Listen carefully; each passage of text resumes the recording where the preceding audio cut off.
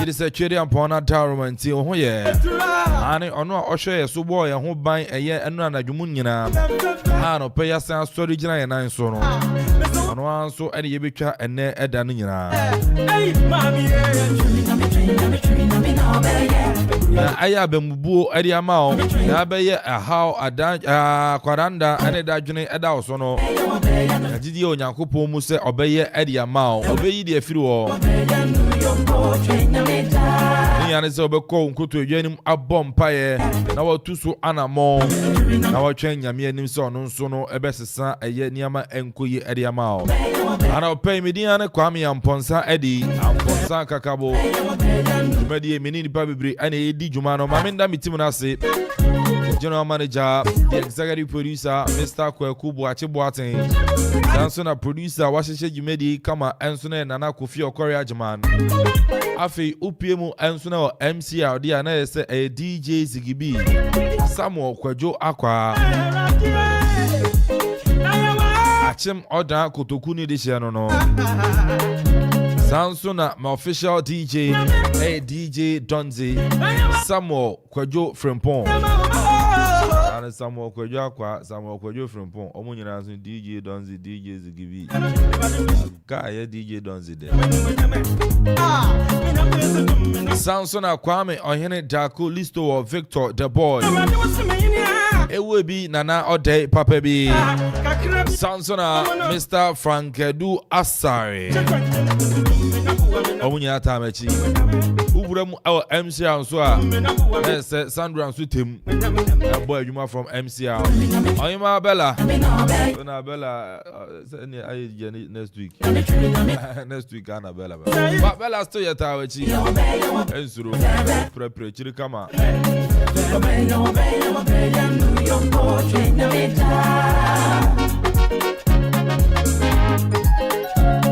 Anope wa wanya bre ATM wa wanya bre Johnny live on Facebook yasinya minshirao. And then come out on yeba be hwe e ofia ha. Paransa na ebe wura enen komo yebe di mu no. Enra Uram all at a junction and I say a driver for the taxi drivers all at a junction. Brebe tu just see two mono our baba come on some and I deal with ya. Still you be room na on come on yes you didn't kakra ya shade. Still we need explanation as to why ye two or more Eddie free a latte junction. Is an say nipa etelate Amanfo work upon nipa ni be all Latte Junction Ebu Enyo so Zanza wa no mbe ko latte mo faka edeko obi free latte no be du Latte Junction no be so okwo Akropong anase Okoman wa no be faka de free they need the residents no Ebu Enyo so it's not always about an individual interest and as somebody's selfish interest edu baby yen hwa de in a broader way not ya say yen hwa in a broader way yen hwa say be favor the majority of the people and no and ye hwe don't an individual be abano akasi say ni ntina say ye ne sa akeke and still you be boy remni ahwe say nsa come the municipal chief executive Honorable Barima Esiedu ewu asapone ye ne di nkomo de afa sansam no but in yanchichirimu a driver for ni yanchichirimu Amanfo etilate Akropong manfo omo Latte Junction nyina ko Patmos ne de yanchichirimu Denchichirimu na mana niamamu anna hwa na de sa mentem wasene yempene ne ba enti anu so no but on Thursday religious Thursday ane e uremo ya man ne ya mamre yesoma hodo mu last week yeshen komobiase edefa se yo Kristo ni mapa na obetuma di ade amana yi no ene yeto aso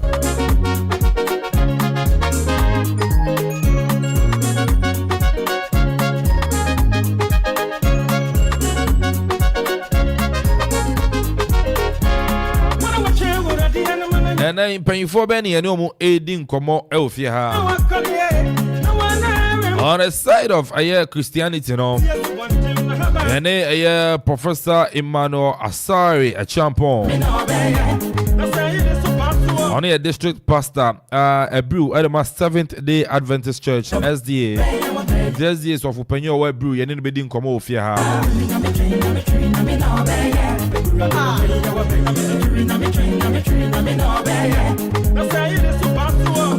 Sounds like you need Dr. Samuel Ofori. Ono the Church of Pentecost.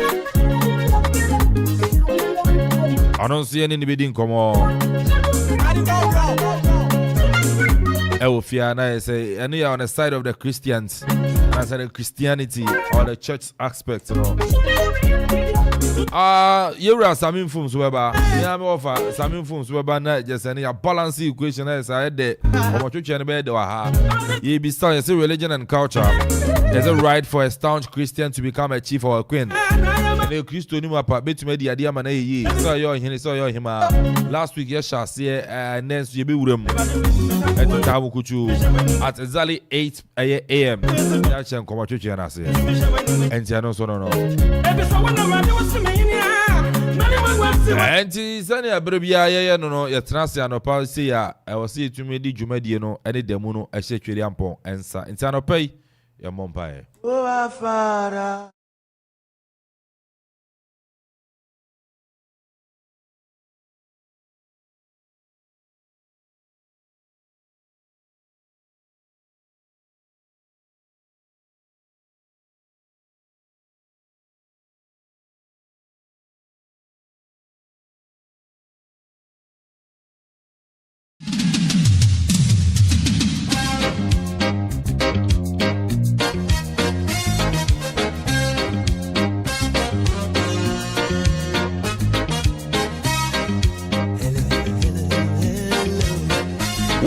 Welcome to Thursday morning.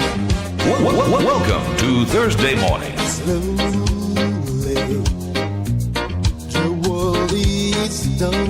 Okoman Radio.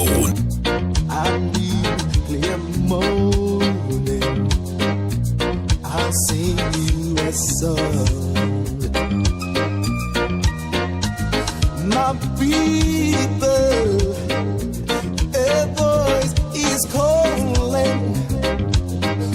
Alright, so good morning goes out to each and everyone. Yes, it's a brand new day. Today is 4th of July 2024. And also Brenna is Madunai Abaponon Soho.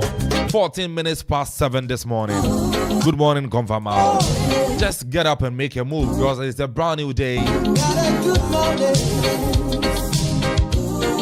And our Pemin Fanchia Cassia.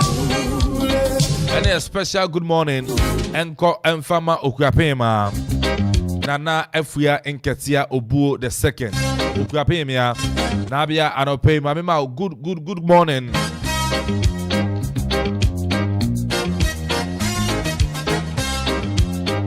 Samson the Chief Protocol Officer. Yes, Eddie Akuapem, Chief Protocol Officer. Obri Yabua Fentemfrem. Landlord Bakope. Obi, good morning. Now for a special good morning, Enso Enko Enfama. Yeah, Major. Walk it on. Good morning, Daddy. Only Abusiani Yano pay me good morning. Only wow, who can he? Good morning and confirm.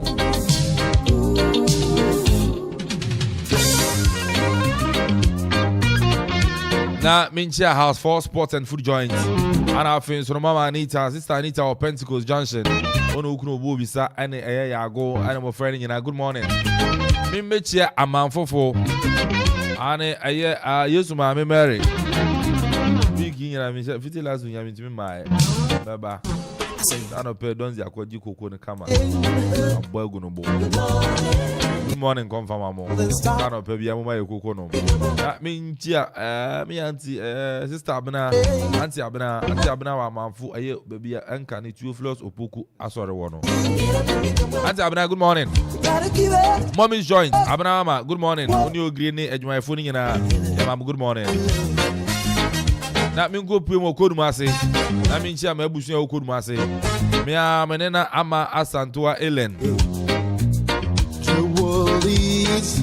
Good morning confirm out Na mincha mama osechi be fi ache weekend yi mebo modi afafie afi mincha me ofasa minfum na mincha ye bozo oyene safori my people. abusia ni nyina mo eye kodumase ogri ene abusia waka nyina kodumase abusia ni nyina no pay good morning and confirm mo New day is born. na mincha sign room for chakrotia mincha chakrotia for now, for me, the indefatigable chairman Big Afro, Comrade Kofi Afro.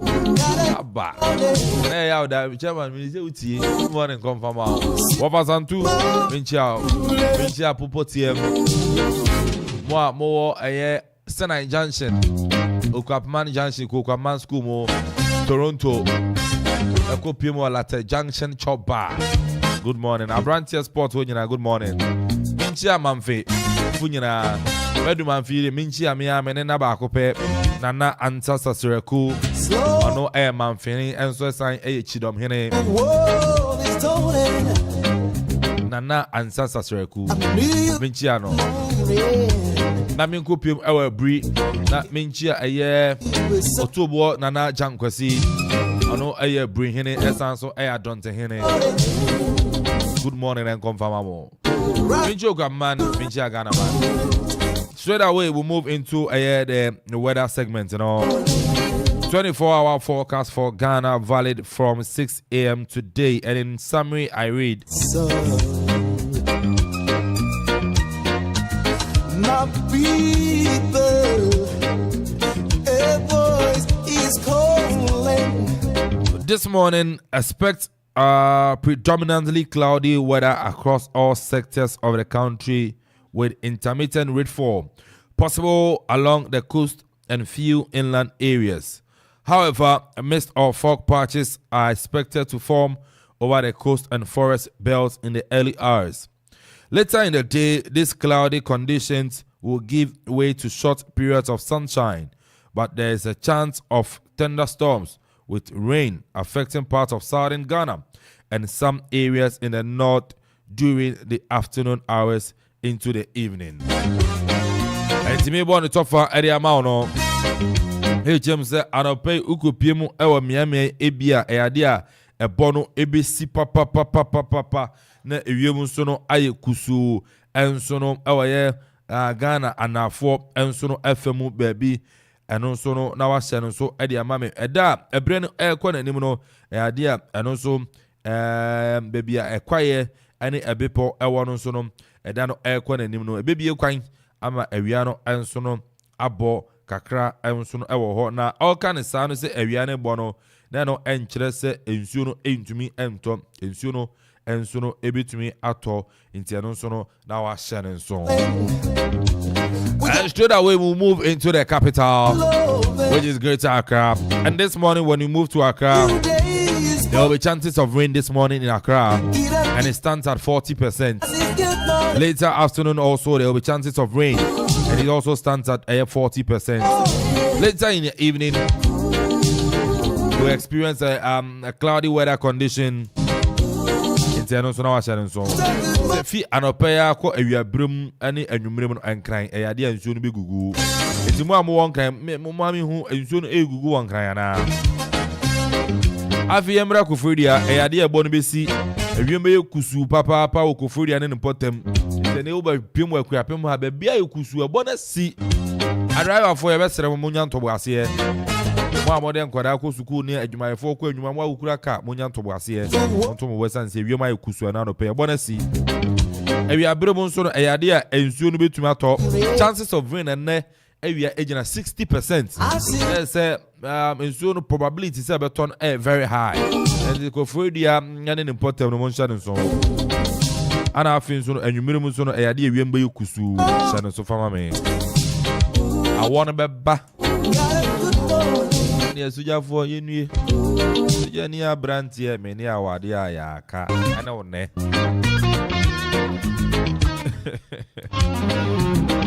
Yenna Madam Rebecca bedi akwase ono na duty forecast ono so bowure mu ade aye awie bombre mu ensa kyereye ade breye Madam Rebecca bedi akon And I know so no young man swear ne Dr. Gabriel Aholu eni enkomo doc de adakura na enyane no esane se yapomudin ho ehia no so adwin yapomudin ho nti ogie so eni edi nkomo doc arapei yeme wakwaba ne mumpai bo ni ejuma pa mu ya boa omangana na empom ye boko Ghana ejuma no ya obre kra we se ukoso ye oh anene asem no abre kra se wo ye eyi me baba bi na ka se ankwa ni le mu ye so ehun akade ni ho ehun adu ni ho ehun rest ni ho no ena de yare bebre ebre yen akwatia no kra so nche da anye papa exactly a country called Ghana.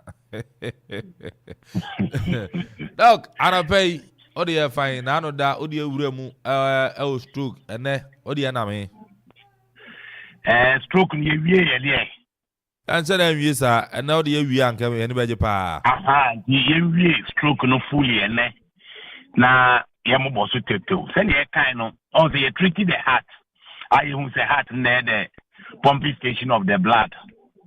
Now, if it has a stroke, no, a bon kayada, the answer is yes. Obiga stroke, no. Bon say symptoms be or bon say.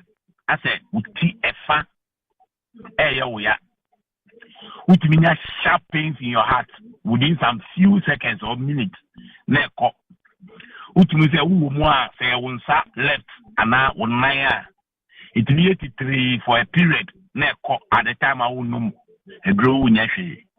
Sanya mani na ye.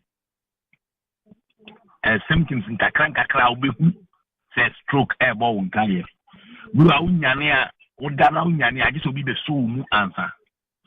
The abbreviation na me to a full say. So when you are 50 years and above, and I repeat, 50 years and above, that's a weight every 8 years. It is advisable say we toilet albert nas na nyenia ubekoto. You should be the one that you sit on. Yeka kutudua asem, yeka sisi asem, yeka stroke asem. We gari no ma akunwensi or na tenase. Well, most of the people now, almost sugar, which is one of the causes of stroke. Almost BP, which is one of the causes of stroke. Almost weight, no. Almost koto, no sorry, a problem now. And so what's nasty? Now we say Ugaria, even so Ugaria the abnormal ways how these super scatty with Tino Crano. Uti, you are okay. Kesa uti hot na yakuma and Makumba iswa. Once I call Nancy easier, ombre. But who did our height is a crime in the say.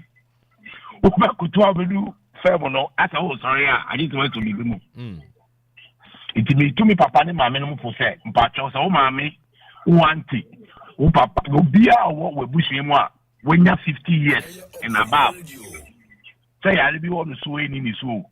Thank you to me, and baby, all caught Nejano. And yet, the water cruise and I'm on pack on Wednesday to send a bear on Koto.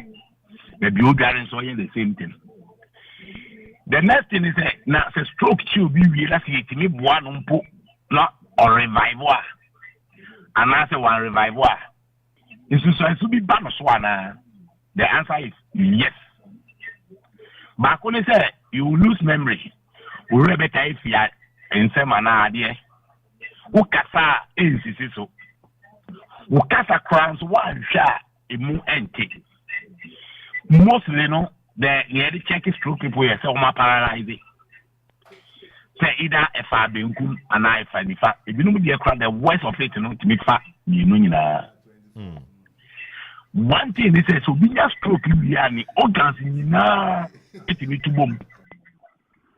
And if you don't take time, we'll give it my arrest stroke. I found that if we are for about 20 years. Because the system you know say now Sankwa Kwenya. Since your papa will born you, I neutralize. The question about fra and Obodan for share. It be an Abodan for the Trentare almost from life. Obodan for betting and Nanti. It defibibly now we need to get gentle. Now I'm gone too soon. Say nyame anka ye ho no be stroke for over 6 months ni intimi and revive na. The only thing about me idea boa no physio. All the time, no, the best time I'll be to solve will be stroke. Say by immediately, at most 1 month, 2 months, 3 months. Because bro, 6 months it's not easy. Say nipano, ubenya na holding back. It is a ubiya stroke 1 year, 2 years, 3 years. Who this will be adverse? Stroke patient, panebra make masani idea. The first question is a bizarre. Say unya stroke no emfiahi na wotwa he bosoma he ansana what to me a revive no that's what man ahon dey nya ye kenyina no se pese ye solve problem na it is say number 1 ye check ye didie mu uche all the niama ye ka ye hia de wo ya pomudi a uba prevention and a solution Number 1, eating, good eating, healthy food. Stop sugar, stop salt, stop. That is why I also say every time, say bet to me, we should eat and eat well according to our blood type. Eat as and when your body needs food, not as when you think you have to eat. And number 4, Papa, it's becoming too aligned. Denomination some more different styles, sex positions as we have today. Obibeka plasma, Agombia, Ghana Kosovo, flag, Ghana, Ubeko Nigeria. Now what have we become Burkina Faso in Nigeria? We become what any year. The fact is that Bema only oba Asia now jina wa ohun popo. It is because God has not agreed on that posture. We should be very, very careful about that. Yeah, you tell Jina how to say some penumuno the pamuchao. So what trading say uti type sugar was low. Who diabetes, who pressure. That style there and try bija. Sir, dog, obi etita pano, obi wo BP ni ade no, mema ne mo doggy. Oh, what kind of doggy are? I can't catch you. Sir, Today, let me give you the best doggy star. Hey, dog. I know their age beer betting the best doggy star say. Obane buku to jo kuntu ona so be man buku to jo wonachi. It is not say obane kutu akunwa so sa kitchen stool na wo be man wo gina hon kenken. And now obane buku to jo won pano so na wo gina ho. If we are all going to be dogs, we must be dogs. If we are all going to be lions, we must be lions. The doggy style doesn't mean that if so in a better position than you, and you the man to always have the problem. Dog, I feel about 7:30. No, across it all out the assembly, but I'm trying to say. Let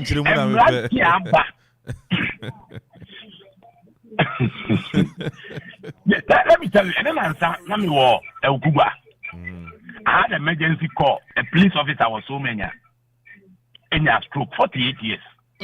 Last year we were able to revive him within 6 hours. Nana no chair or say early morning or dress here or kwejuma. Or revival here you decide the question. Or to cry for about 2 weeks in Friday, Saturday, I said dog gina. Nipa became wait to see 96. So you can imagine. What about dog is Friday? What about dog is Saturday? What about dog is Sunday? I didn't even ask the number of times I bought dog, But look at the weight. Meanwhile, our traces of pressure, and time duration, no crown so count. Exactly. So there is a whole lot. Every crown so long, then the papa. So the now on exactly. And you know, doggy, me pamu chow. Me say, me be a jina ho. Na or have affairs and or have sex na ne ba. Ubo say ukuto je unam kukumu popo. It is a bone kaya say.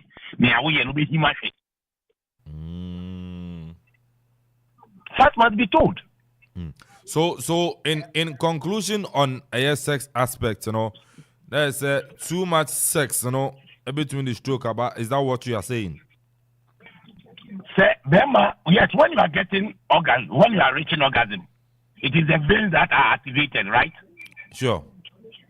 And it is these veins are a pie, a blockade, it gives you the stroke.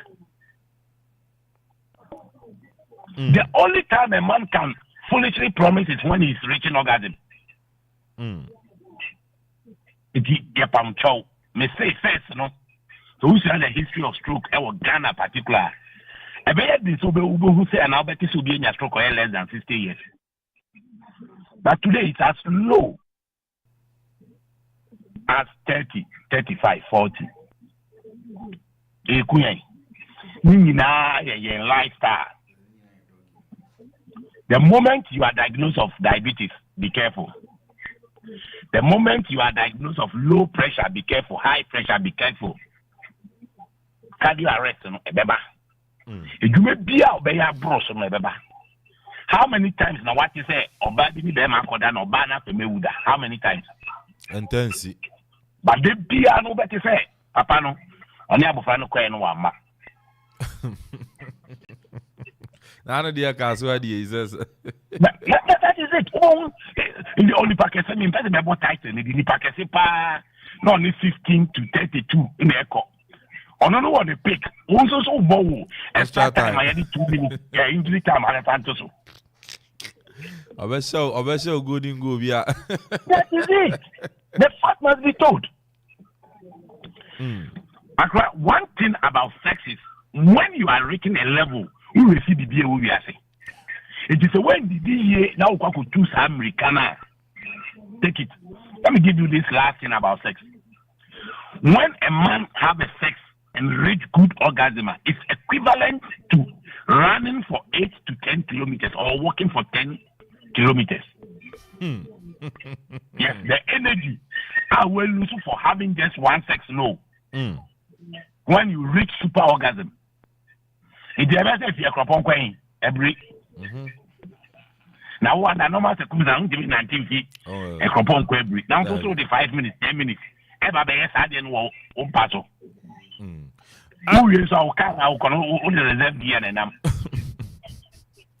But Doc, is there a cure for stroke? Can we cure it? Yes, the answer is yes. The answer is no. When you are identified, say you say obeying stroke, you need to revive and neck or china up to the next few days. That's what I say. That's what I say. The only thing is a revival we are only part to say obey stroke that there will be bow maybe a sign a wall. It has over shown answer light one. It has a Wakasemu and clay. It has a the energy that you used to have. But like I said, it's a stroke in young, you ain't me answer not 6 months, but they're qua. Papa, only be never any preview. Who check to be a what if you when you stroke that or about who about say Doc, Obi message. Okay, oh yeah, wrap up. It's your now. Yeah, it's upon the smartness, epic feel, and then you maybe trim one. They will not allow you to know the deficiency that has come over them. But have you wait me these questions? Obi Bisa say, what is the first thing to do if Ohuni Pebi Efias now to use a stroker? First thing I will say, oh yeah. Number one, will you even know say a stroke na when yana? Because when you're medically inclined, say a stroke. You may give the normal first aid. Say, I am anti-motionless, no. Ube pijano, amana transi. So who said that no chair the end straw so she has to afford the enemy. Say chair on left eye. You say you call right. And because in team what you need to know, every part of the veins inside the air and the way here, no why. But if you rush nipano to a clinic or baby be inside immediately, you should be within an hour or less than an hour. Okay, Doc, over. So I can't say it's a pijano. So I can't say it's a pijano not nasi and nasi. Who edino ni baby problem no one. Yeah. Doc, ube soma mami ube jinaso na ya fa course be mienu miensa bia na etiefo nso asemisa bi ma concerning stroke asem yi.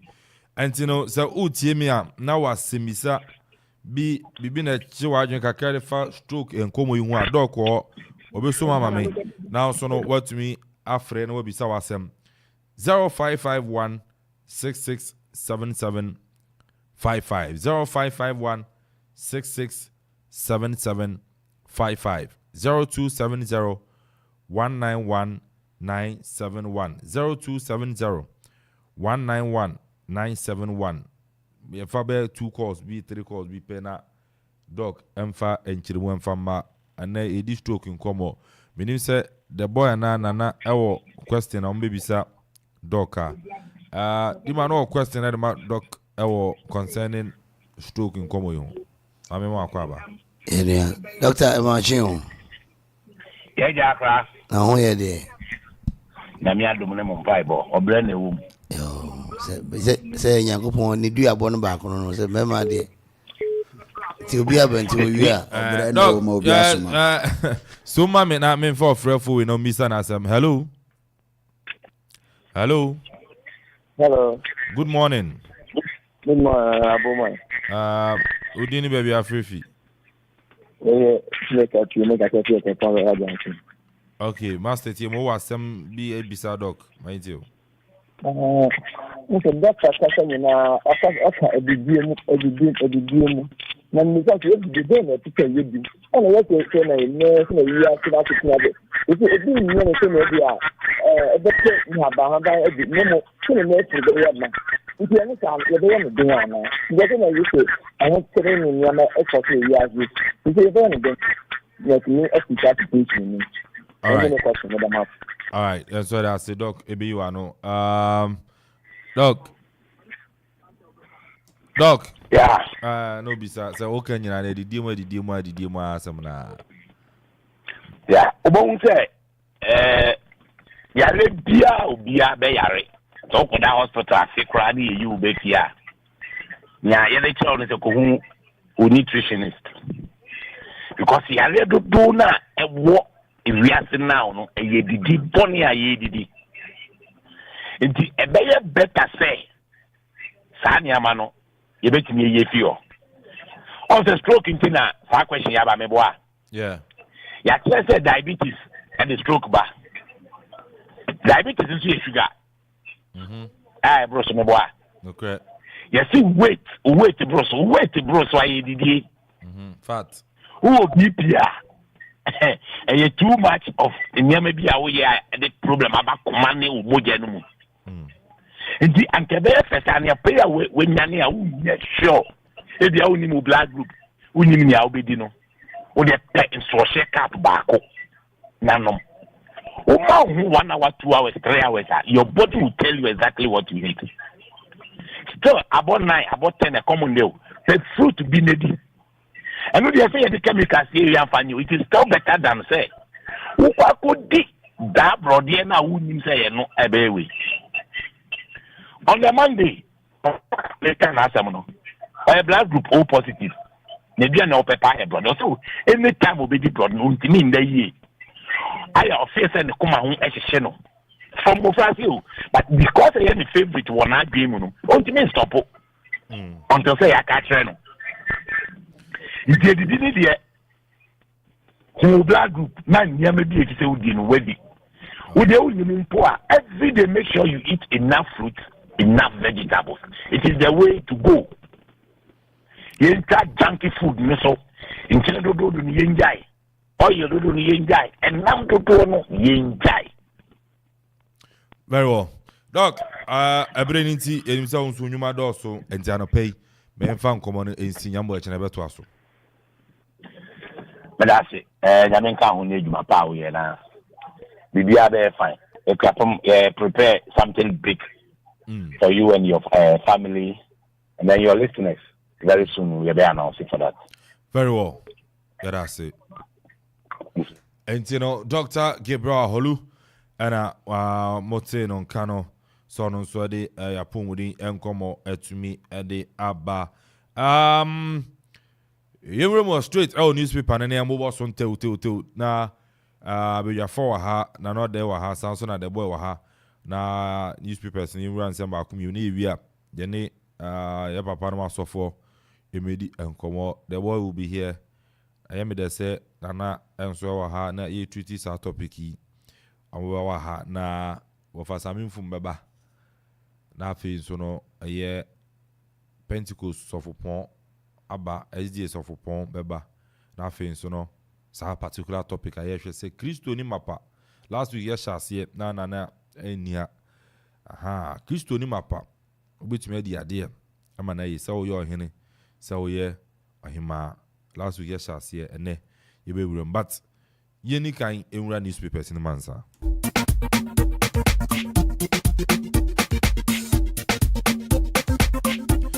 and yes shase o newspapers no yen shase e wo ye the Daily Graphic and over share Daily Graphic enim ha or say anti-gay bill suit speaker surprises Supreme Court introduces fiscal impact analysis.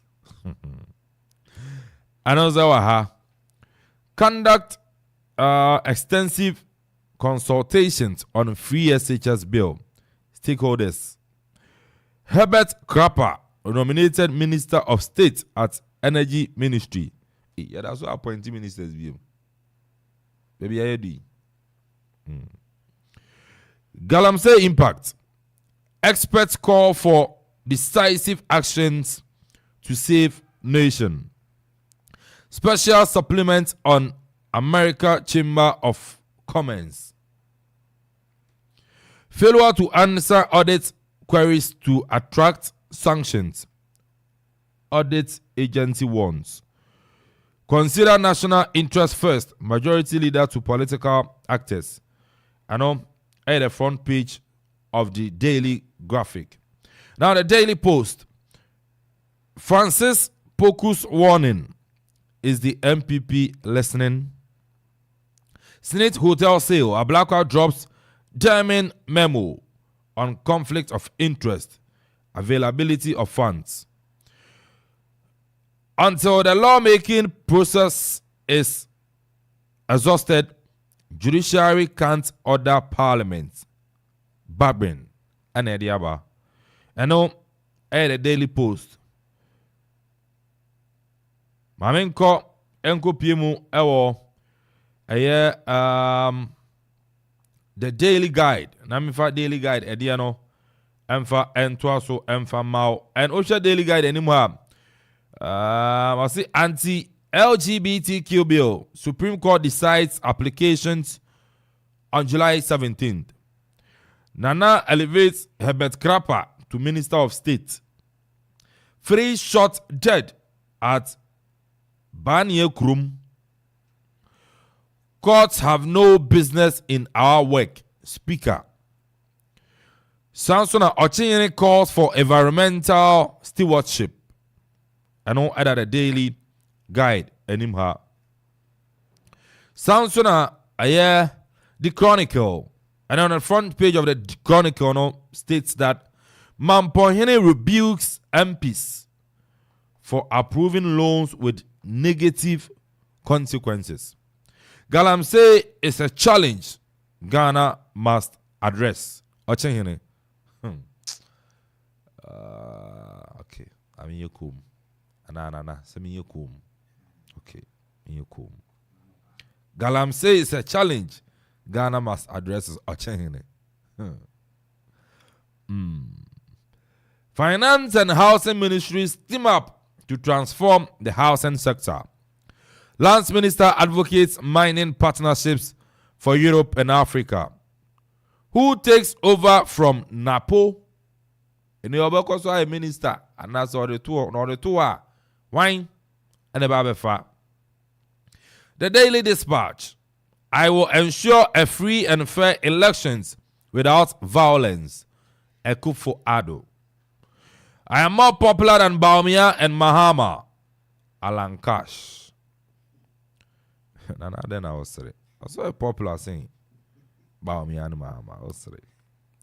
Confusion among NDC minority as NDC MP accuses fellow MPs of weakness. Twumhene praises NPA for effective implementation of cylinder recirculation model. Twumhene. Newspapers no.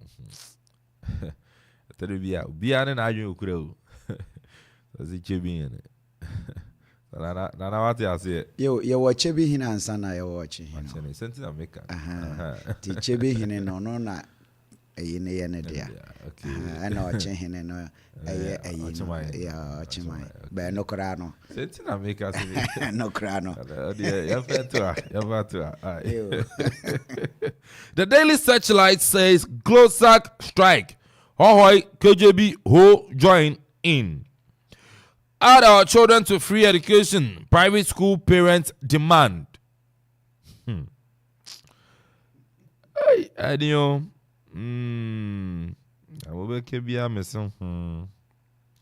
The Daily Statesman. Juniper urges Africa-Europe collaboration on sustainable mineral exploitation. Finance Housing Ministries partner on housing incentives. Champion environmental stewardship. Ochene charges religious leaders. CSOs propose policy reforms for political parties. I know the Daily Statesman. The new crusading guy states that MPP fights Mahama over post-service emoluments. Baumia's VIP choice solid. Professor Eche Sikanku. La Homo in limbo as Asafu youth expresses displeasure over injustice. I have not threatened Adam Bonet's family. Yoko boss. Another aba. Medicino. I'm in fancy our the anchor. Wamia proposes July 1 as National Youth Day. Central Region NDC in this way. Chairman and Secretary suspended over Darling Boy PC. Achieving UN SDGs in mining sector. Janapo advocates robust partnership between Africa and Europe. Chef Smith. Ghana. Country called Ghana. Yeme buboso wa ha. Dey we are yemedin komo. Nana akwa babiem. Enya. Empom ye boko. Oba de me boni ache me. Wasam yare. Me hu ye papa no pay. Yada nyame ase. Yewura mo de obon krata nsem ba kumi no abobuboso na. Ayo, emema basa. Ena ato ewotua no. Na aya na se bibireba minhu yan intelligence no sadia wo pick one intelligence and sadia wo tu ho anamo efa because sa in some way started wo kro no so no eho ba nsem bebre entokwa bere koso mentimi ho asibio ni ade akoso a be mre kakra ni ansa na we eba. So where were our policemen? National security for no more he. Anti sansem we ne koso sa womantimi antu ana mo bia to say nipa ahwere wo nkwa. Ene na ohene no a okro no so kasa say onipa ba akokora san ahwere ne nkwa aka ho.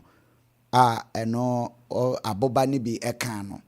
Na abayanti sisi abaya nipa ba nan ena o ato. These are some of the things ayana yen Ghana mi hu se ye hwe han e wo niama bebre mu a emoa yen asam ne ebo baba no empani ti o omuhu na minim say interest no bi wo bibi mu sade na obeko anamo na obetu ono ho no na ne yaw senso ye den but ye wo nipa ye de sa nyama we ahye wo monsa bosome bia ye tu amoka ye san ma wo ho sitting allowances ye san ma wo mo nyama wo mo de be tu anamo but ye betena sesa na akoya asem asem wi a na afei na ye be sesa say ye kohwe ye koye autopsy na ya hwe ne ku no oh Lord have mercy anti mesre yen a police for ne national security for woman epic intelligence no say niam bi esisi sa na say omotia momo ntena so eso motu hu anamom no mo invite corporate no so we say course we na mo invite woman susu say woman ye tintiman wade ni mo na mo invite woman bae e na mo question woman anka at least bibi bejo kakra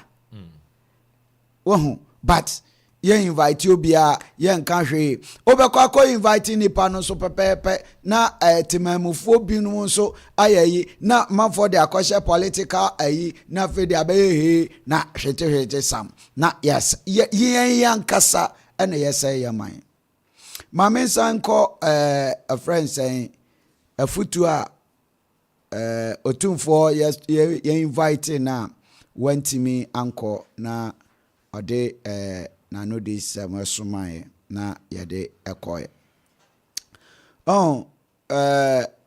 loans ahodo a ye approve o memu ni ade parliament kotrasia yeah minority because oh yempre at the home some chiriwansem bebre but enkosi anwumre no na ya passe anope nkwa na okunu mu ayedin nkosi anwumre na ebe boko wani beba won so no na ya passe aye passe no eno ha adwinpo bebreu but adwuma salon ne ba beye ene bra ye betua emfantomo a eka ho esiso na ohwe sa niama nyina loan ba bedu ye de beye adwuma ba wani beba won so na adwuma eso se ye de loan ye no na ntimi anye ebia ne aka kwan a nsuo to ya emu nyina tutu ya aye basa ya unhu se dia wo ka ho asem enso na ye tue sika twitwiri di ade aye kwan sanka ye hwe se kwan we anye bi kura na ebedi baye se emfie ensia emfie du no emfie duonu kwan bia woni expiring date enti sa expiring date no yen dey need you know 6 months na starting to 1 year na starting to na ya san koji another loan ni e san dey abey the same ekwan enti ye koya na ase ye bae ye jebosia e de ye japade e gya nchirima na daachefo aba besom omo de abobra ato aso hwe dwemtreni se ene wakoje bosia se busua pan na se wasifie na abaye abusua ne de a anye kura no abofra bi beba betena danim e de ahye ne brase ansana ono ankasa ehu nadwenbo a watimi abobra na konanim but so koje now the year study work na wantimi amfanya ansi anwie ebeden na abofra bi wabusua ni mu ofefa obetimi anya ba bi ada na ode ahye obrase akodu ba bi ono ankasa betimi ato plot enti yempenifo no bebre wo wa we gina sa loan so a e de say o man no enye say e bia menji loan no ba oji a adwuma ben na e de ye na senchirima behu say wo de aye we kura no a aye nchirima de say oh Say ye na yetua ho kakra no a ye hu sa de na nenie emfaso wo so aboa ye enti se na yetua ho ka fair enough na yetua saka no na aboa ye na ne onse ye dai friends Twumhene say galamsey ye njai na asofo so enkasa mfa ho na omunde collection achi na omun crofo etu galamsey no omun kasa nkyere wo ehefa pa na start galamsey no ehefa pa na start me kai se edubiri bi kura no a na achimamu na chese akwaye rampant chese obia fa ne soso na fa ne pekase a no de nani a kire o kwa kutu ma ka kwan ho school dan achi la enyina ni etu galamsey sabre na papa wai yabeka se ebia obi adidi amen awie nti ba bia adu ne de sisi ya ye krosu docket na ye ana enti senye na nesi ye nja ye de a ene ne ye ka se wo fi ase no ne wa fi ase afi wo fi na nka nei wa fre begwa na de atudwa na wa kanananom entam kase agu achimamu se me kanananom tam kase se wo biara mehu se utu galamsey e wo achimamu no emra ene obedi na se wantimi anya na nanom tam kase a waka nti na nanom bebisao sa de nti ni waka ye tam kase de agu ade we so obetu so sa na fe wantimi antu so sa nanka enyen senda ho na yehu se afe ochimemu de defe sune galamsey bie ni hobium na bremu na start se enite na ni ate na yetimi de aye adwuma mana ye sisi uye tomatoes uye cabbage ni ade na de gusu osa bremu de gusu kra enye ye o poison na aduaba no mo kra mo na yehu se ampa eho no askoe na bibia enko nanim ba se wonya ntu sa na mo no ye dia ne o kan de matimo ba mente yeah ne o kan matimo ba yeah okay the boy stories me enemy and sabina me enemy and say ma try di be se won hwe a se me enemy and anapa mi cha no watie fo na o top EF polo escafata de pana o je we anka ko phone na je but eneno ye ko apem phone so yes ka to bi ele nyame ase papa ya den ya o be shantare akase na skodi ne bi skodi ne bi ni send no offer send rich coffee morning show host to the boy can answer kwame gay bill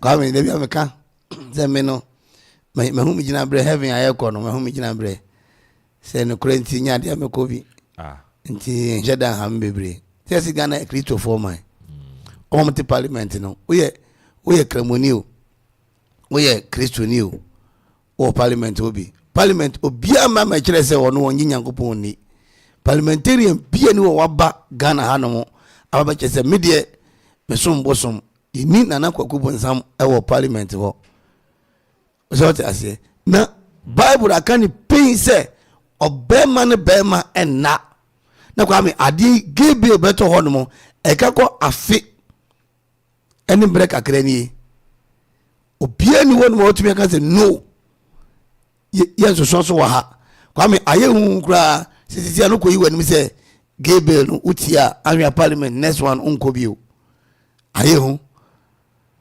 enti omo ya so nkwa didi kakra aya omo fa ma test waters na hwe se ase yure fia na se yure mfie kwa me ne mebi won ma ya yure mfi adia edi nyankopon abufu bre Sodom ni Gomora ebi kwa me wɔn ntumi si hu gyina sɛ ebɛgye ato engine 20 yɛ kwa me ɔman ɔhaw ne atete ɔbrɛ yɛ na mu yo ti kwa me Gabriel ne deɛ it is no me to me ɛyɛ no big one unya MPC ni bi mako na mo kan wasam ya bi yɛ mpene wɔn mmra out make say yɛ mpene pay na asa ɔsɔ ba ne ba ɛna ma ne nye yie Yankopɔn ka sɛ mo na mo asentre ɔmpa ankon ka sɛ mo kwame yɛkɔda ho na hwɛ ibi ho asa ade akye ibi ho asa ade asa kakra na afiaba na enye hu sɛ sabi bɛma ehwie ne ho hyu kaka gu obam na ba ne da abeda ne dompe kwame dompe kwa yigu mu ahodo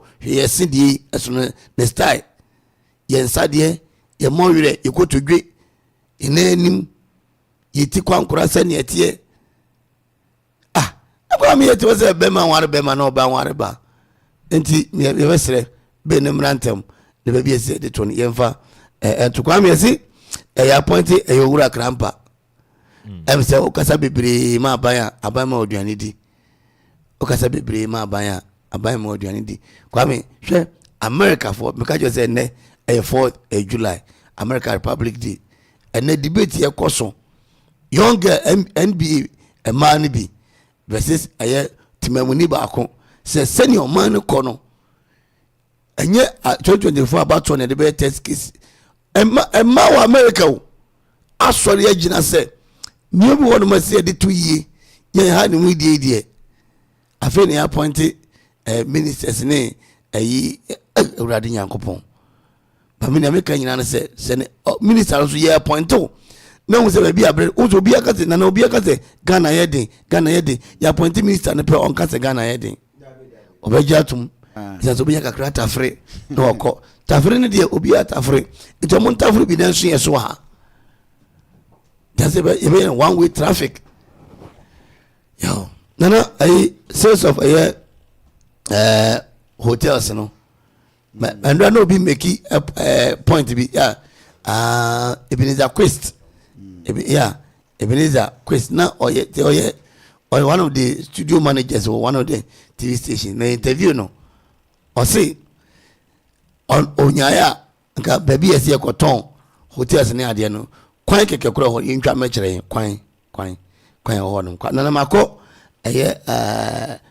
beach no ba ko wo labadi ho no no me nka se no ntie mfa mankro banana ukọ France kuro no man kasa ensu da kuro mti se mfa se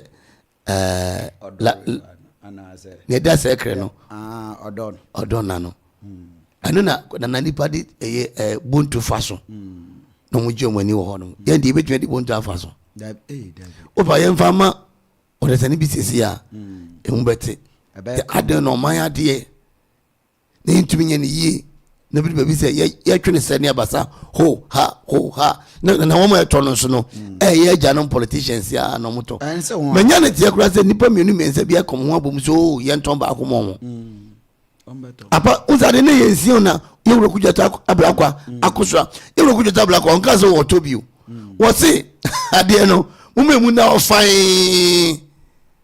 no de se ni ne ma wo se sika o mai mu a mumeye hunu nana Ghana anko ye nyina Ghana bu achacha ni nyina ye oma japade ye toma nkurankure se makam se National Olympic Size Stadium ye toma asore ai a National Abattoir ye toma asore ba ku ye wo ye Robert Mbabwane Robert Nkonwai ye toma asore eno so ye say non-profitable organization nana media me say ye nyo obi wo mai mo beko Burkina Faso akwani ye ni bia oso no soja ketua no no beje wo ka mi ri enje mi baako wo da mi ensa enje baako yo na hwe bra ibre o man mu to mu ne ma nyina me se da chi yema ini ma bi o mbejina nana ese Ghana me say it been challenge by ononyanfo muna Ghana hye monsa Ghana bobo yen asofo nananom na politicians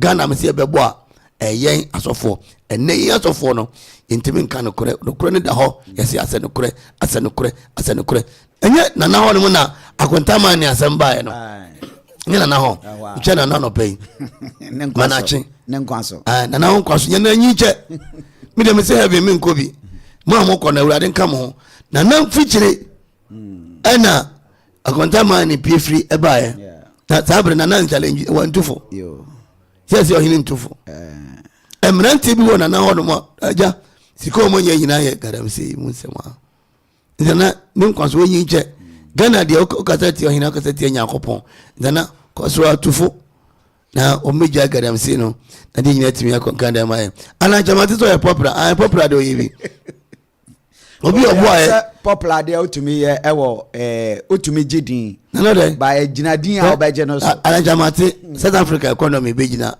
okan bi so popular pa di obeye trade minister want me am trade anya popular obepe abaye didi a popular urade nko mo se medike aka se Ghana no asofo ka na egu politicians ka na egu nana no so yi mfuma enye yeda ye ne magie enye yeda ye no magie entumenti ye nka ho bio waton mutumi ana ya da on agie waton mutumi o magie enti ye nka ho bio di man udisi no yeah aka to be private school demand free SHS ni bi ana enti ye free ni ma wo a ibe tu afidin fina na enti na baba be tu afidin fino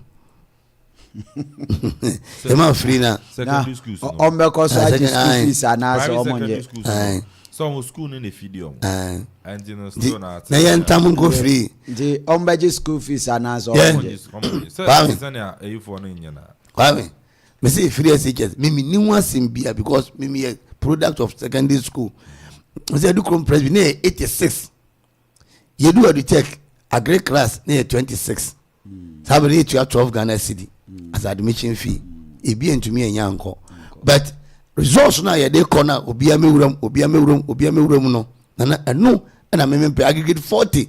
I both schools work of mem. You see, it will be a new aggregate 40 fatano. Yes, at the infant timeline being torn. What I say? It say private schools no. I don't do chrome. I'm quite exams back school be DC back here. When you are 0.%. Honestly, head of education for Okredit State. Once I am Pampa committee, near school near Diano, on a head of education. And the schools near 0%. The amount of idea. Then enough with negative 0.1. Okay. And come to the last one. Oh, demand. National Youth Day. 1st July and yet National Youth Day. 1st July Republic Day. 1960. That Ghana fear ni fenifa. And when you 4% you can't hit each one. You shouldn't mention it at all. You shouldn't say it. Kwame. No, I tell Republic Day. So Youth Day. Kwame. I want to be that. Kwame. I just say Nyomukai. I just obi ka say Yakubu Benede first private radio station in Ghana. Nyomukai. Masa, reku, bro, waba. What does it? It's a one with history. No, the radio station private one back and a friend Nankan Bruce or young granny. Kwame, me say National Youth Day. Assembly they can't throw Casano. Me say Ghana wrong. You sure you better be because you the big 11. Some big sis no kura kwa me do baby no say so bi kobo bia ma ne say aja dwane oni eba chewo ani ade ne ka ho o big sis big 11 oh tio nana obi big sis no bi nka ho o ma ji independent man Ghana no obi nka ho okobo bia ma ne I say wo na wo ye panyin na me wo fa ase no enti eba chewo ti me bo ma ne nana dwane ona police for ne ba ani e che me fry ye ba ye se me ka ho bi. But God being so good, only pan be uno, or Sakra evangelist, no go school to school, big sis and a men come home, or I didn't come home. And you been a see National Day. Yeah, all right. And the young Kasa Republic Day. Republic Day. That's a Republic Day. More now. National. I said we are better than Amanfo. And then you can 2018 or 2017. And Kasa 1st July. I sabre the boy. I sabre and I Kwasreman. Kwasreman. Radio station to be Kwasreman. 100 million. Now it's a Republic. You try Waba. ana ya beto akomodie no so wa ha ba ene panyifo ababedru no ebedi nkomo intwa ya homra. Are you looking to advance your career or pursue an undergraduate or graduate program? Look no further than Palm University College. Our undergraduate and postgraduate programs include BSc Business Information Technology, BSc Business Administration, BSc Computer Science, MSc Business Information Technology, and MSc Information Technology Management. Our faculty brings valuable industry experience to our teaching and learning environment. Our graduates are equipped with the skills and knowledge they need to succeed in any career, entrepreneurship, or further education. Palm University College is accredited by the GTEC and affiliated to the University of Cape Coast and Oklahoma State University, USA. Our state-of-the-art campus is located in Manya Jopanya, near Shai Hills in the Greater Accra region. Call or WhatsApp us today at 0242-850-220 or visit our website at www.palm.edu.gh to learn more about how Palm University College can help you become an ethical and excellent professional in Africa. Hello, Monica. Ebusian say ewiase kɔ n'anim paa ɛno nti sɛ woyɛ dwumadie bi na woanya no ama pɛ betumi aboa ama dwumadie na kɔnkan a aya na ɛha adwen yie paa sɛ ɛba ne sɛ wodi dwumadie bi na wobɛhia no ama betumi aboa ama dwumadie na yɛ kra bɛhwɛ a ma menkamfo party with babies ɛmfama party with babies ɛmma no ama bi ama wode ayɛ wo programs bi a woyɔ ɛba ne sɛ woyɛ parties funerals engagements wedding birthday parties conferences and afei nso dwumadie biaka yemau tissues, tea rolls, reusable disposable bowls, cups, multi-purpose towels, sauce containers, foil or aluminium bowls, cling films, and in your kika hunina, yeah, wholesale and a retail. Upesa ubetu ewaya kachikoton, and also betono ankran kra. We there for you. Enunti pubs, event organizers, and muamaka, yamfi and intremo ewa party with babies. Nyankon kwajisan wama we nebi ninchmi mwayepa. Shishiacha kwany ewa mamfi, everflow. Now one impening phone komo ewa 0544-836-480 and now 0505-827-463. Party with babies. We there for you.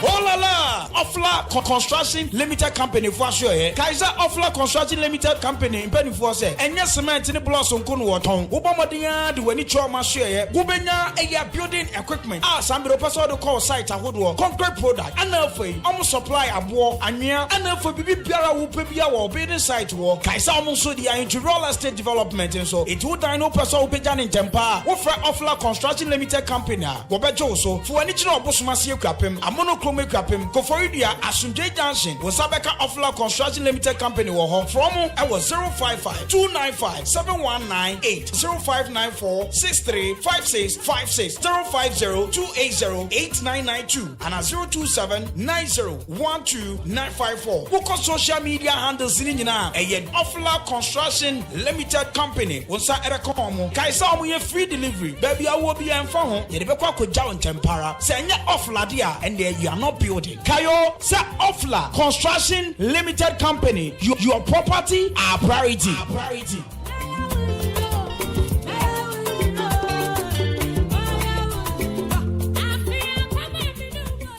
Hello Monica, can you come over? Mimi amedi miko if so. Na hozo ya hifa. Wo yo ho wo Jerusalem wo. Wonti Ifs Hills Hotel in Kaya na. Hotel wanwasubia Akuffo mu Akuffo ayedede. Na hotel wanwaso a no kohode a ahotoso eba ne bambo eba ne se baabi a hotel na ya akono de a ni Ifs Hills Hotel. Inti hotel sa wo Akuffo mu ha. Nti se baabi a na na ukoya niama basa. Danga ukoda mukura ntontom e waden da bi Ifs Hills Hotel de ahwante sa na ne fene ya kono wo ho ne se abra wode wo nan si compound ho ape na automatic free wifi edam wo wo phone so na ba ne car park enso de spacious a wo car net den wo benya ba bia park ye wo fan room se ho ne de obi wo ho a on pe air condition room ope ba bia fan bo ebi wo ho onso a wo pe air condition dan nso no eno nso ebi wo ho restaurant enso e wo ho no de aduan bia wo pe bia wo benya benya bi eye continental na say local dishes oh minua wo benya bi edi wo ho papa na ne san ye fe wo ho ne se awia bom na ohwa ba Ifs Hill Hotel se wo swimming pool a eso rana be gware wom na ye exercise ma wo ho ntumi nto eba no conference room a wo bi wo ho eho so papa san so na impa no so no ye wo queen size and king size wo yeseda na wo ho ento ni nyina no ewo Ifs Hill Hotel Akuapem hifa na hotel se wo ewo late Akuapem Davi Junction na sa wo hwehwe anwa chikwan dia obetimi afre won ewo 0263 466 793 ana 0535 015 553 ni nyina no for reservation ana se enquiries bia no obetimi afre won na nwa yesa ama Ifs Hill Hotel, your hospitality is our concern.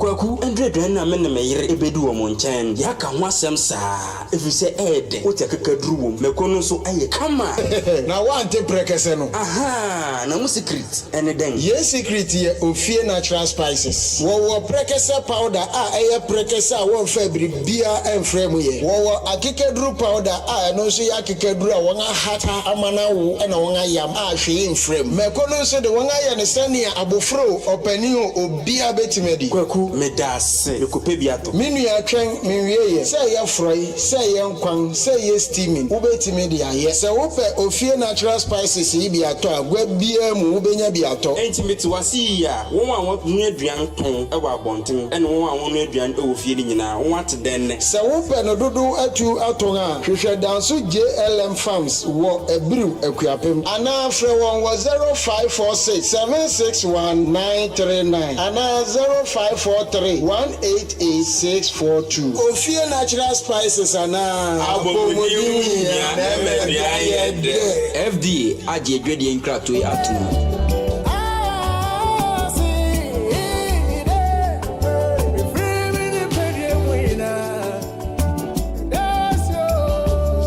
Okoman Radio 97.1 FM ye doye tie for ye pa ne senti ena ye bie ye ntaba mede ama obi biara ene nwumaku aworo se wo pese ye bo ne ma wo dero edema wa ya ye krado bra na ye ne wo enidwa ana sa wo yosofo na wo pese wo preachi ana safo na mo pese mo preachi a akonya eda wo bibi na ato ena wo pese ye bo hu dero edema wa akonya eda ho bra ana sa jingle hu sense productions na wo pese ye edema wa akonya ewo ho ana wo ye show bi na wo pese ye be fa no live ewo Okoman Radio so a akonya da ho se ye edema wo ne hia ne se obefre yen ewo 0202 993475 ana 0594 630059 ana 0246246875 Okoman Radio ana Akuapem mayano 97.1 FM is rocking. We are blazing.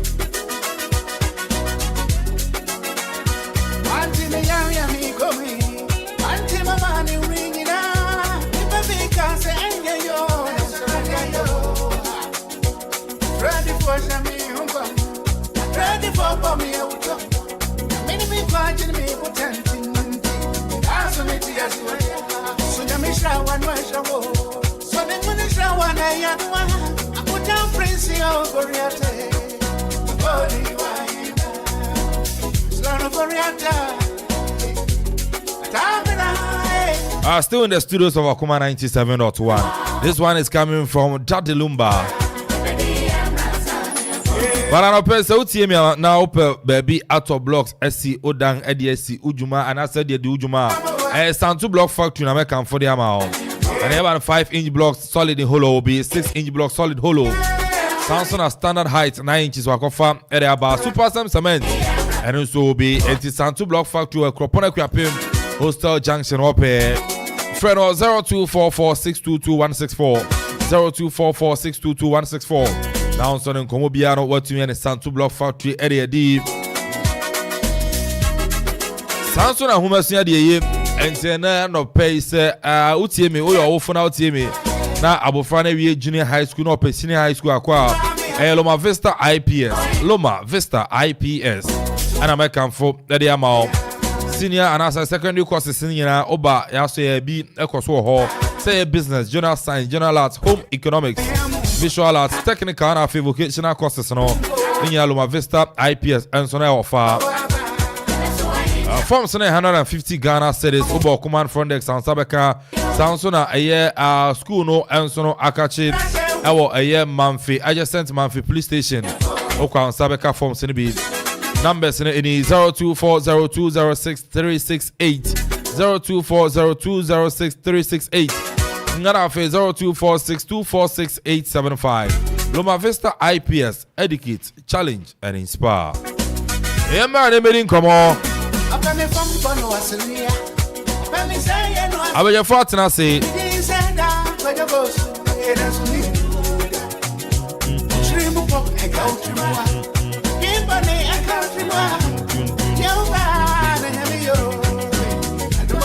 Kwame Ohene da coolest to Victor the boy watena say Samson na ewe bi nana ode papa bi enso atena say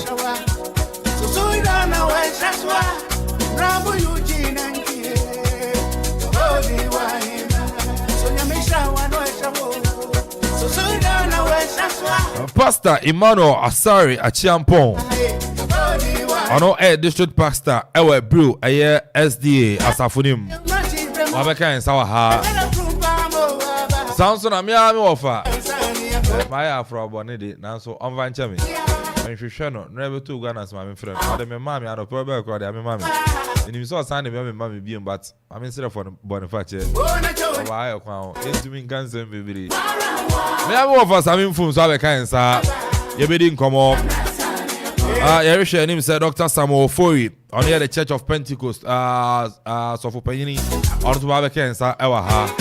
But for the meantime, you be come on.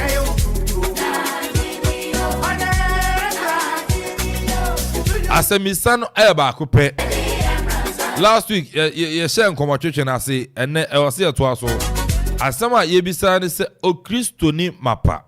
O Christo ni mapa. Ebe to me at the day, Amana ye na.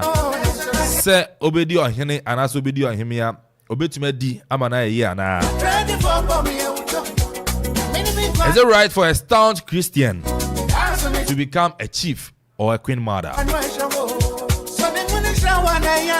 In Komo, Panama Chuon, Churokon, the boy so I want research. No of us are Amanfo, so the way you Baba, old school, na Baba, pa, the boy, the Agunity, you bidding come on.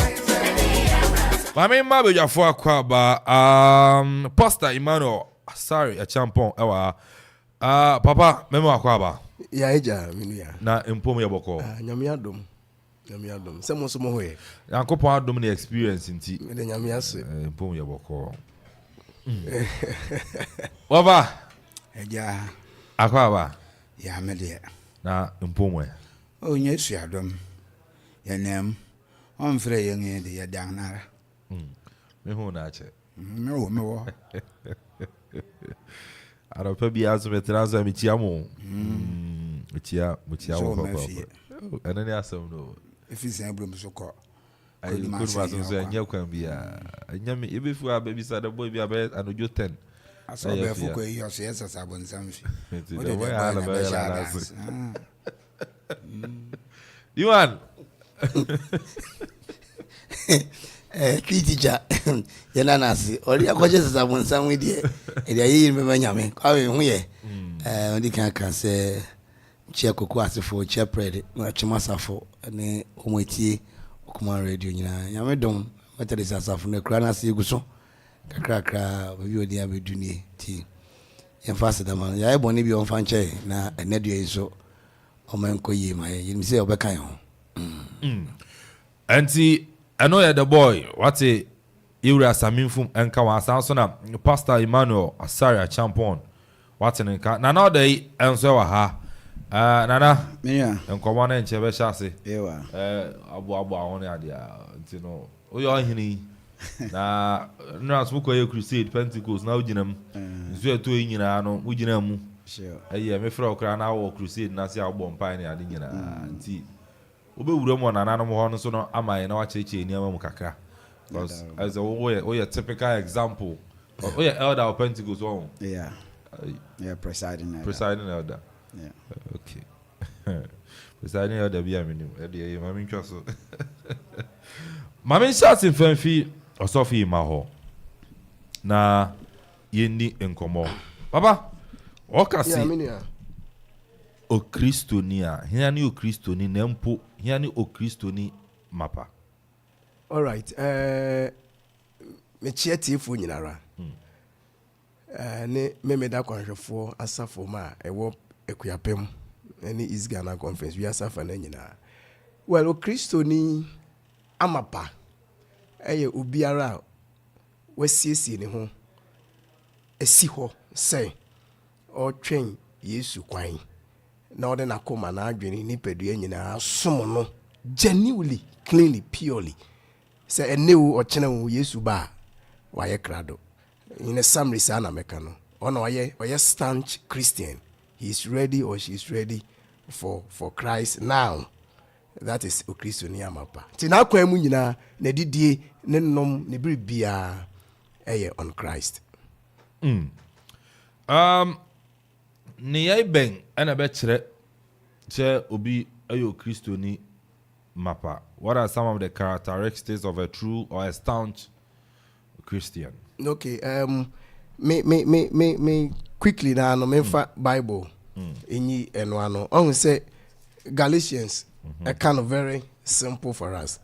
Galatians chapter 5 media ne yebrofo verse 22 no kono from 19 no can we are sinning and from 22 no so a kind of Christian, but the fruit of the spirit is love. So and it will be a ne ya me be kekan odan bi odan sa su no eye Kristo ni aba ananisu ni mi hu so be Kristo ni odo love joy peace long suffering kindness goodness faithfulness gentleness self-control I mean you say me can be twa odo abodjekire asumdue ayemuye so what you say gentleness self-control show ho so sa na yeman ena ye kabo mana ye hu ne ye sa na ye ne oni obi mu aye tumi ka say oye Kristo ni amapa said the other one nso ye ayaka ne adwaman ne ho nkro ne ba from the 19 nso very well baba be kwama me na me nko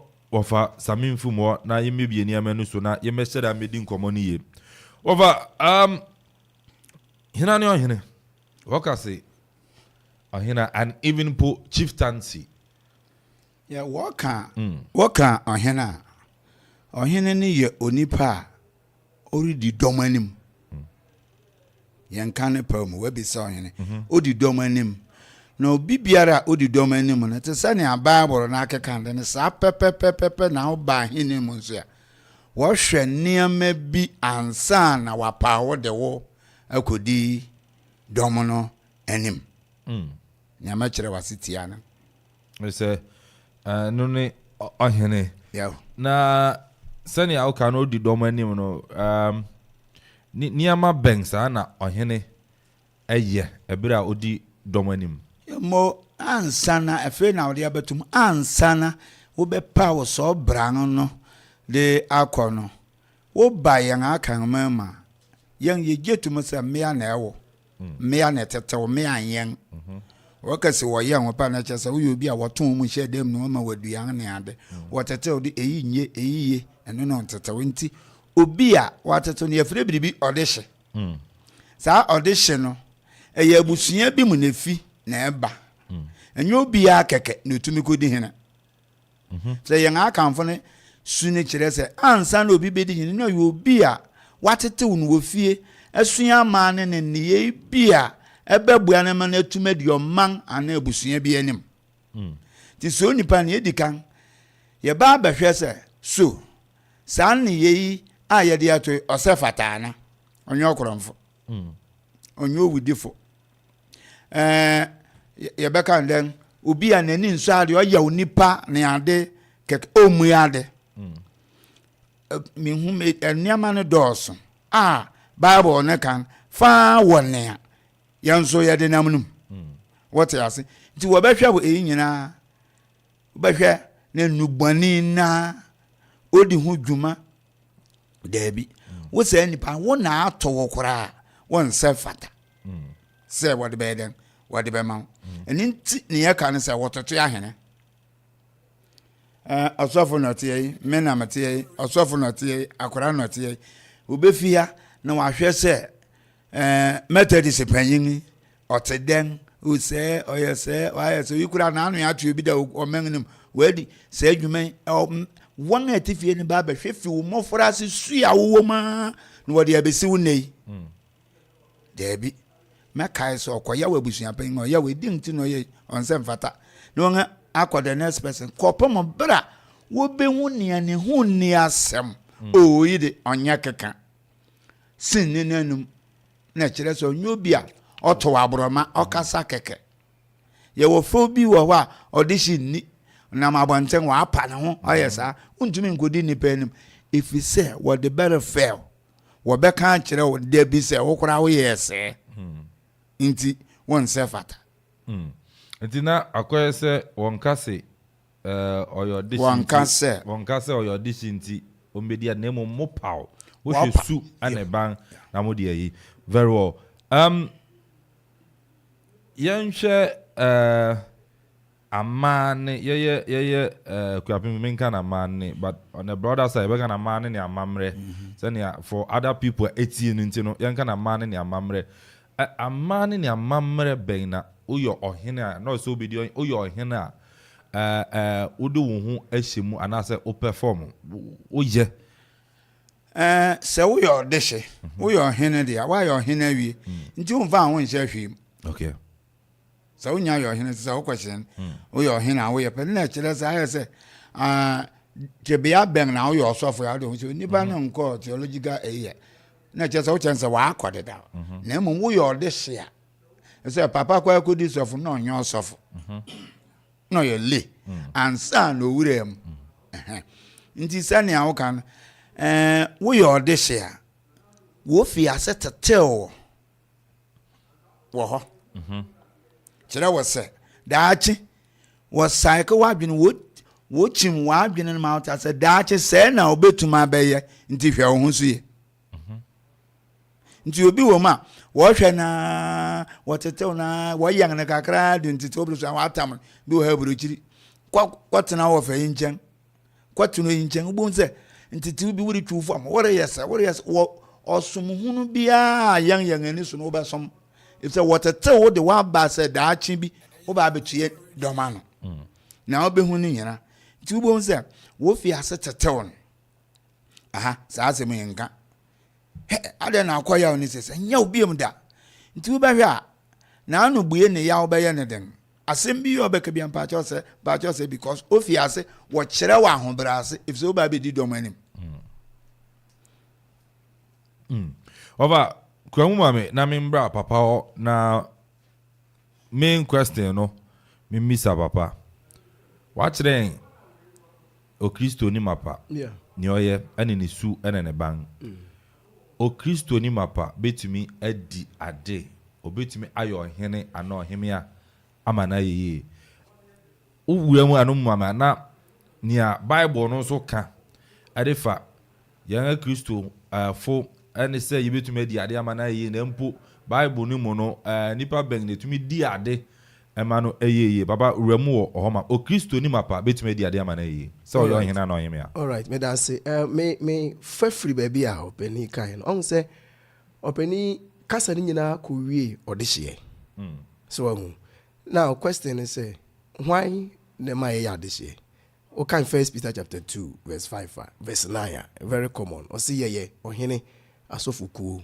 so we are royal priesthood Yesu ankasa ana wonyame enne di ne moja toyen ama ubia ye odehye enti impo adehyesem adadehye die no onyame na de ma yen onyame de si onan kasa biu ye nyina ya manfrafo pacho so what you say enti the fact is say you choose obi mo bi be ye odehye no kra no ne ode ba ye first person invent ye ana wo create ye Yesu ode ni moja be ye adehye enti so odehye to me di ade de ya ene obiara what the title of odehye o qualify but that's what I say. Yeah. I'm picking it from maybe opening free. Nti adehye no kura no nye meka no say asase so nkeka nema nkeka bom ni mpanifo atra nkonya bi ne mu bi ye odehye o. The original odehye na nkasa kura no onyame na de ma yen Yesu de ama yen. Ansana mpanifo atra nkonya pick that adehye die no na ye dey establish ahensem. But that's what I say.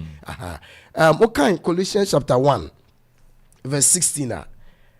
Or say, Mufancha me the brofo Bible ne buy.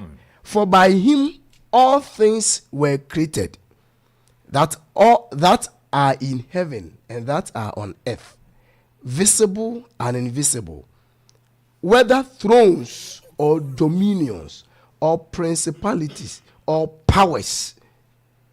All things were created through him and for him.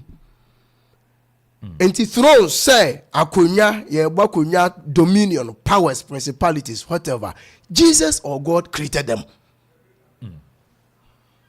But that's what they make and say. Oh no bakonya usi akonya. Usi hene no tune hene. And the fact is that we are Christian. Now we are odehye onyame budehye no. Automatically, unso penisha say odi edomoso. Me wa ha me your sofu yi. Me your hene. Because me won nipa domu a shamase a me di won so as their king or probably their chief. Just say the thin line no is about culture.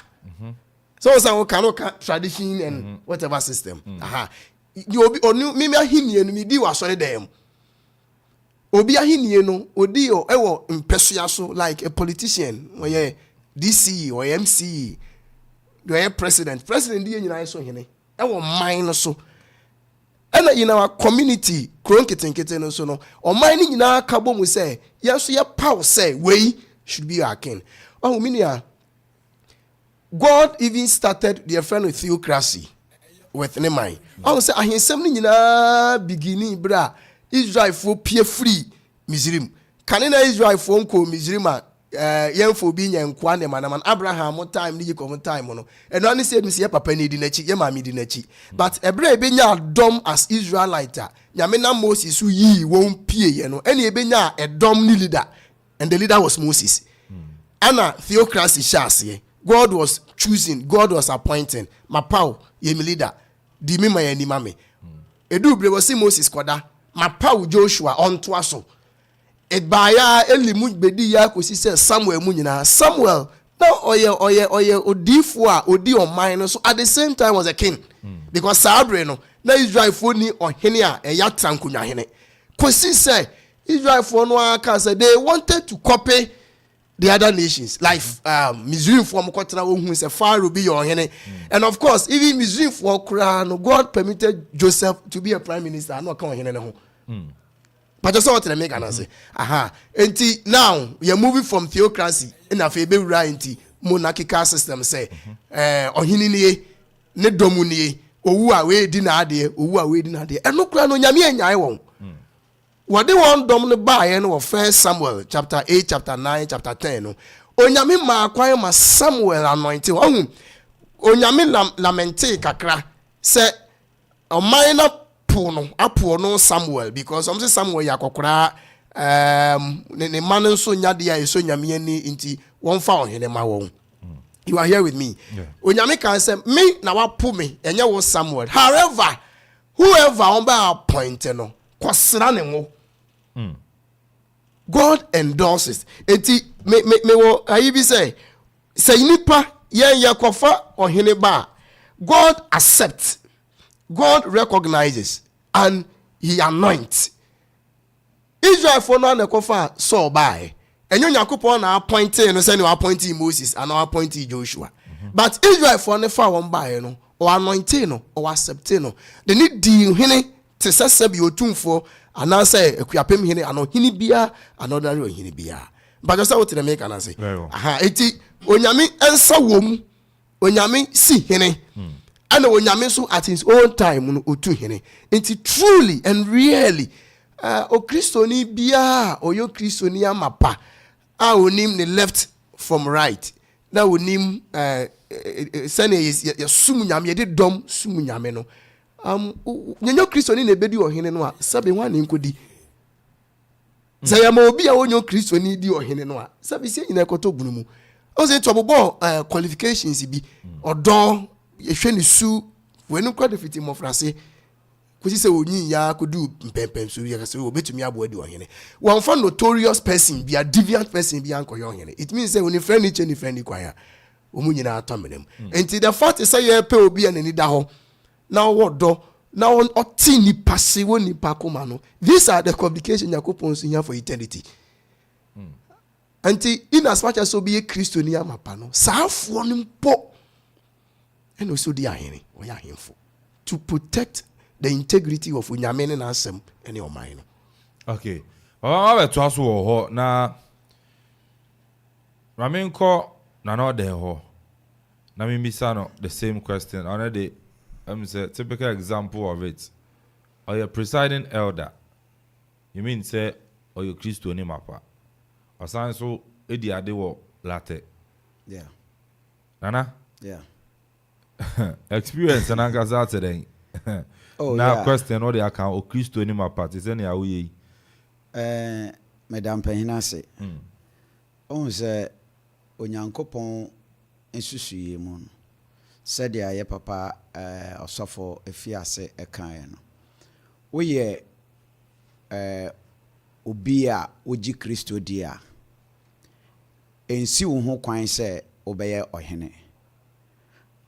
Esan se first no na ne ayenim eye Nyankopon.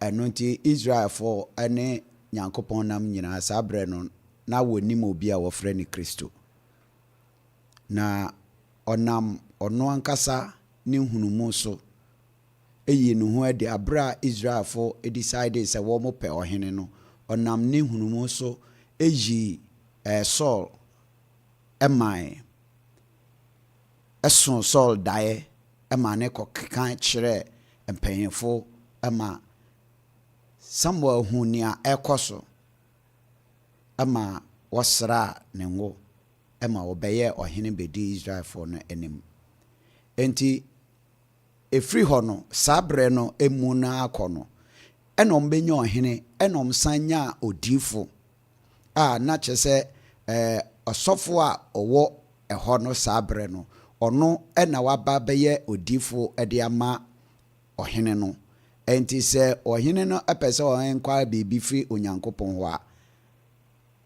ɔgye information no efi odifoɔ no hɔ ɛkɔ odifoɔ hɔ anaa momfiri odifoɔ ma me asɛm sei ɛna ɛha me enti kwan bɛɛ na memfa so na odifoɔ no ɛnam Nyankopɔn hunu mu ɛne n'adiyie so akyerɛ ne sɛ yɛsɛ na wo man ho bɛtɔ no na ɔno nso ayɛ enti ɛbɛma obi a wɔyɛ ɔhene biara no na osuro Nyankopɔn enim sɛ ɔne Nyankopɔn nenam ɛwɔ mu ansa na ɛto aso ansa na Kristosom ɛbaayɛ a bɛyɛ sɛ Yesu Kristo aba na wabɛda Onyankopɔn etumi adi ɛde akyerɛ ewiase ama ɛnam so ama yɛbɛnya ɔsom a yɛfrɛ ne Kristosom ama yɛgya nyamesom no ɛto hɔ but Yesu ɛbɛkyerɛ sɛ ɛnyɛ ɔno na ɔbɛkyerɛ Onyankopɔn tumi ne n'ahoɔden adi ɛkyerɛ na ɛnam no so ma onipa biara ehu Onyankopɔn etumi ne n'ahoɔden enti na kyerɛ sɛ nyamesom no ɛnyeraeɛ but asɔfo a edi kan no ɛna ankyerɛ mu yie ɛna ɛbɛyɛ sɛ akɔsono Kristosom ɛna akɔsono nyamesom but Onyankopɔn yɛ baako pɛ a ɔne Israelfoɔ nante fi mfitiase abɛpem nnɛ a ɔdan ho a ne mma ɛnam enti sɛ woyɛ ɔhene a anaasɛ sɛ wofi abusuam na abusua apawa wɔn sɛ abra na ɛka ne sɛ Samuel ɛnam a ne mma Eli mma ne adeɛ wɔn ntimi amfa kwan papa so ansom Nyankopɔn a wɔhu sɛ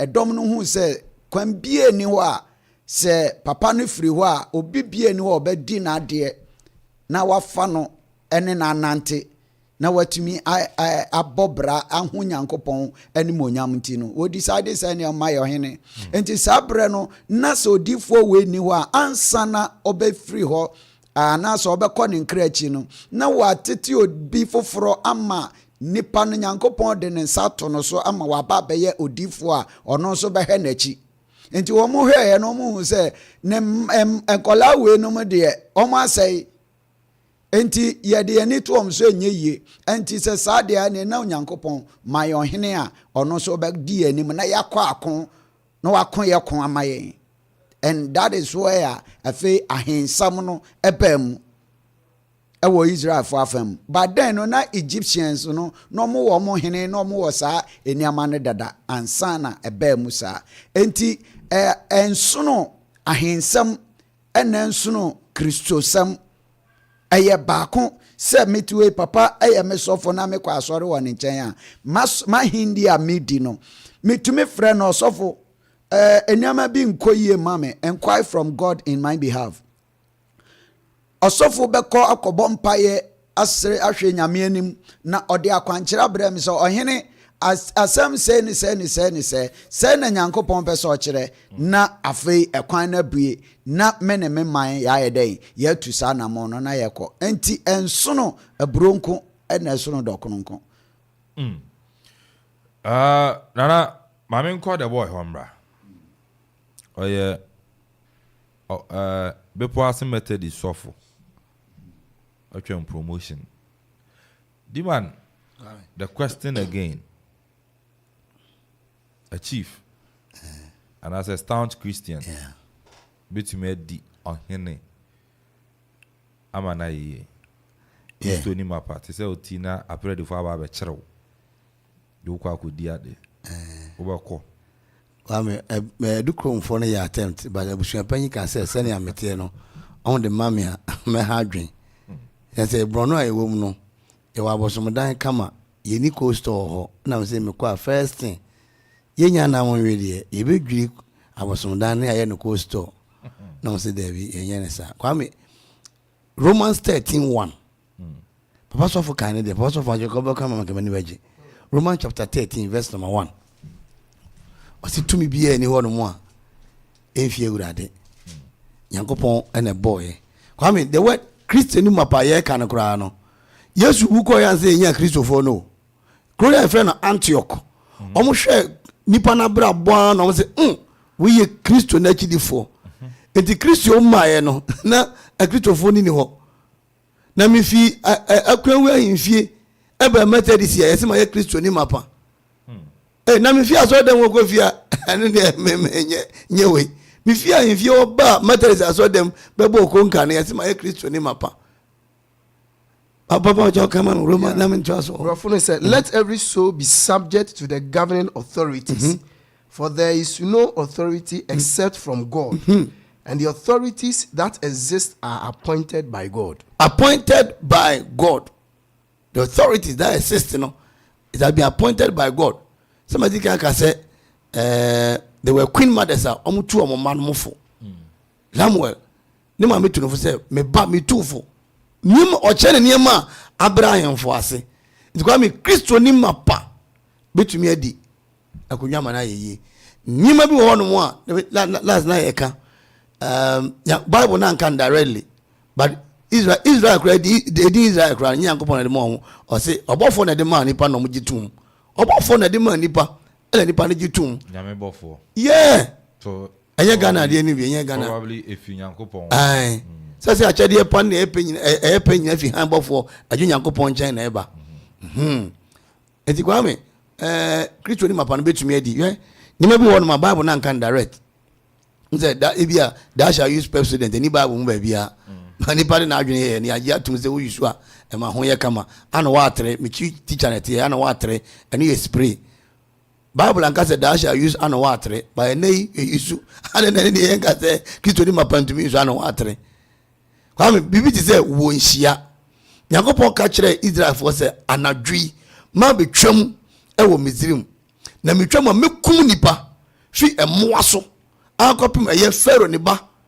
epanyin so enti wa on pese bi beka ho no fa odwama ni moja ase ho pona no midi wa metwam Yesu Kristo enfa no gwama sani efre no edi ba bia ne efre the Lion of tribe of Judah ne ase efre no a lamp of God enti ya amane no ho de makase Yesu Kristo esi Onyankopon ba ya wo no yesi enfa kurobo mra Onyankopon ba de kurobo ko de o mama ne no Omani no medika ka say Yarabia yeshe no enye kamofo dressing the Jewish way matter is fan penny for na so from be ka say me enche ma so dem na so matter the bishop or the opportunity and the one say kura do the odo kono monsa so yo amam o kan nyina bo mu a Israel for blessing Kwame na omo Acts 16 hono mo o say na abaywa bi wo no mo a na akom na ha no akom na enye yenka akom asem yenka so Kristo ni nkokom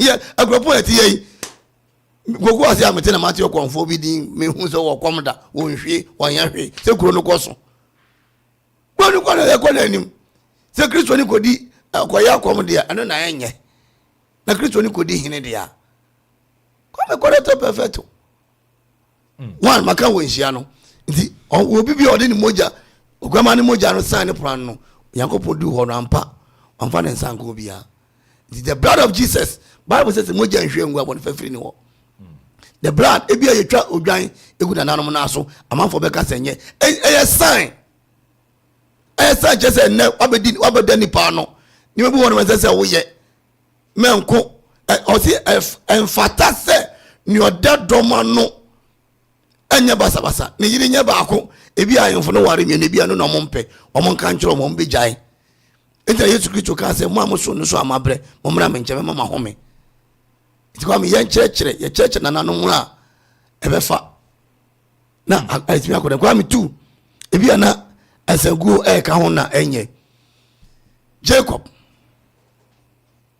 ogunsa osa srango ogunsa as we progress in the quotation beba ogunsa osa srango there be make me say to convict of sin is the work of the Holy Spirit what's nana only him man ye Kristo ni mapa what na him fie the Apostolic Church Ghana on my research be say out of the 16 regions of Ghana no emu 8 Apostolic Church Ghana ibi ni ojo mba be ko no onko asase no beto ho anchen the first person be ko ya ahemfie ahemfie bi wo ko e be ka so ro mpaboa nyi Mose you know them mpaboa asase ogina so no asase kronkron enti kwame ye ka amane ne amamre nyina bomu a ye yimu ne ye ne de akoya nim obi nyina ba bi nka se ahenie enye Yesu Kristo anka so yo hene yakobo na asendua mu no asendua na pampam ne atworo this is the king of the Jews.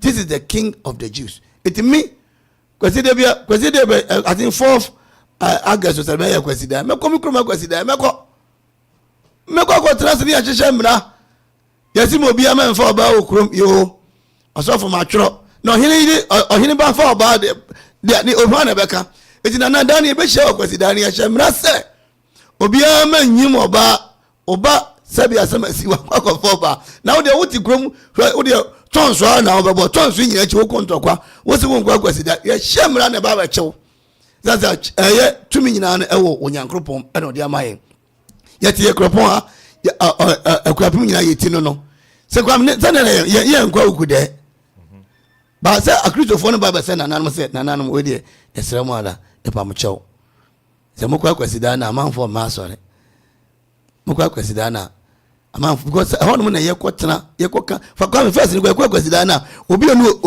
wasem hon ye ka no ana azofo ya ne counseling se menim papa wasem enti memfa kwa kwasida bi o ye fa mra ye na ye nka ana azofo nyina dane duabo azofo dane duabo aka so mbegu bra na asa enti ye kan nyina bomu akwa is good me da bia maka se me no me ka kire o mo se me babedi ade ne wa akwa wu hono ma one abosumdan no medwira gu because na ohene ne papa baby o te ho nye honyu abosumdan ya si ya moso yi a bosum no beku ye ndi ya boss kwa me ya painting yi ne de light akọ me wa se camera nko abosumdan nim so light bo hono sani mana me se me kwa ya azame ye hwo ye yi sani mana nyina fi mu a ebe Yesu Kristo wo ye ohene kwa me bibi ti se impintin a ye bo ya ka ba abro no se den o se mo fam pintin nsanku ni sankuta enti onipa na wa enen baby am kwa research ne fire no na me hwe ne ma bi a ewo ho a bata ho a o mo se enu nti na okristo ni ni ade no o se yemfa sanku ani pintin ani ya enfa hye wono osoro hin na numunyam anyom na mo ka se live worship ni se betra studio ha na mi sanku so obra so da ho afu so te asie enti kwa me nyankopon wonchia hinnie kristo ni mapa. One of the questions that we should have met is Ibisa we are not one new Christian. Also Christian in here, what the Christian tomb, Seneca Najumpa, no Otiasi or Brafu from Meurade. Is there we are coming down and Najunibium, Abrafu from Nama. Nana Najuna Anshadama. Entiquami Nyami Nadia Nayana, Obomodia who say, who did Yamin Crawford anymore? There are certain things you know do. The neatest community in Ghana, as in Kushia. It's not led by Osofo. It's not led by a prophet. It's being led by Ohene.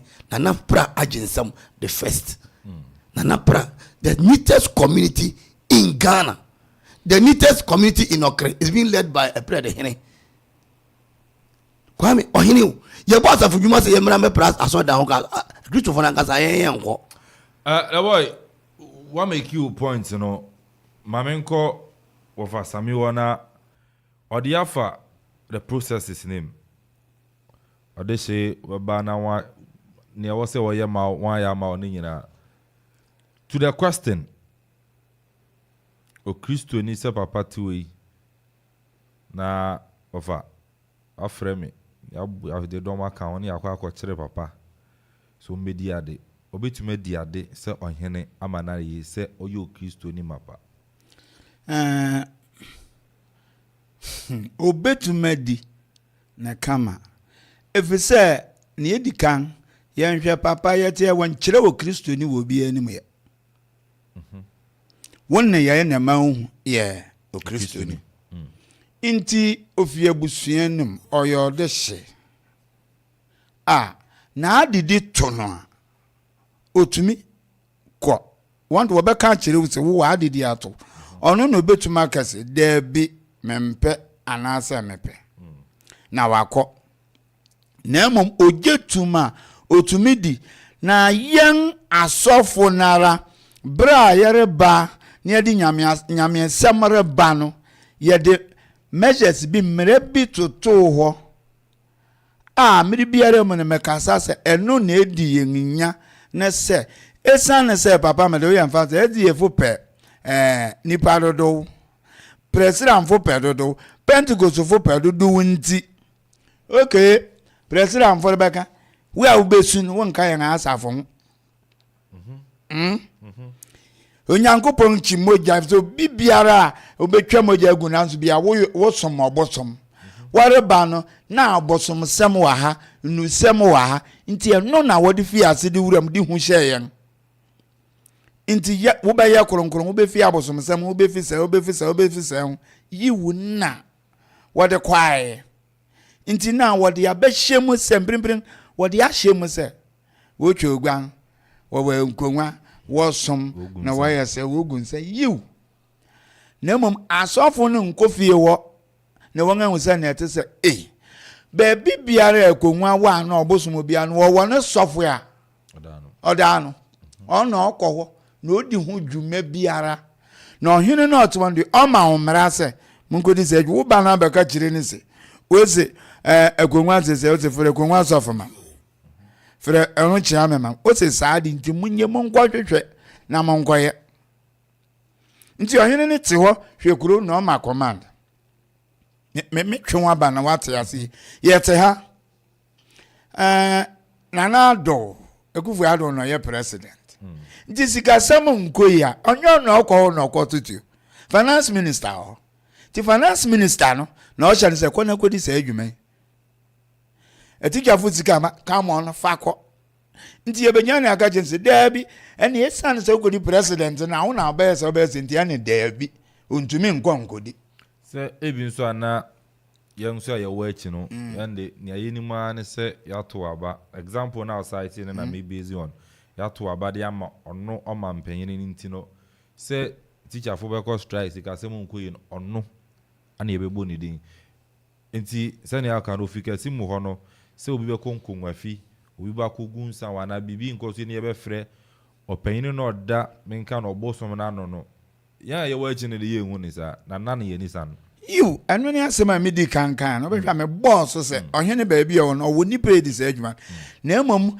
eye meka church ne mu nipa nwura ho na won ahu papa mbe ma mo fato ho bi me pese me kwa na me hu akom kora de ko de pot yaye ti me wura mo mra mete yachi na me hu won pa echi na mu so obosom na si aboro so ya chepa na 10 minutes enu yachi na aka ne aka bia ya mfiafia ho eye tricks otomas na biem se wo kan ko ho nso a wo kwa wo kire oni wo didi ne haban ne ade a wo kire wo ti we yi na de yi kan wa ebe ye se wo ye yi na wo ye ebe ye se na wo de sanyare de kan ho na me nipa na ne je ho no wo ko acha wo tene ama kan ase ba nti ube hu se ahemfu wa na obi nkɔ hɔ o de wo twati wo wa abrafo ne ade aka na wudi ne wo hɔ mera bi anim nti wonya ye ya apɛ wonyi ne fie ma nti wudi dwuma ketu abi na ebeti ohena wo be yi se ne ebe ya wore nkɔnkɔye saade ne biem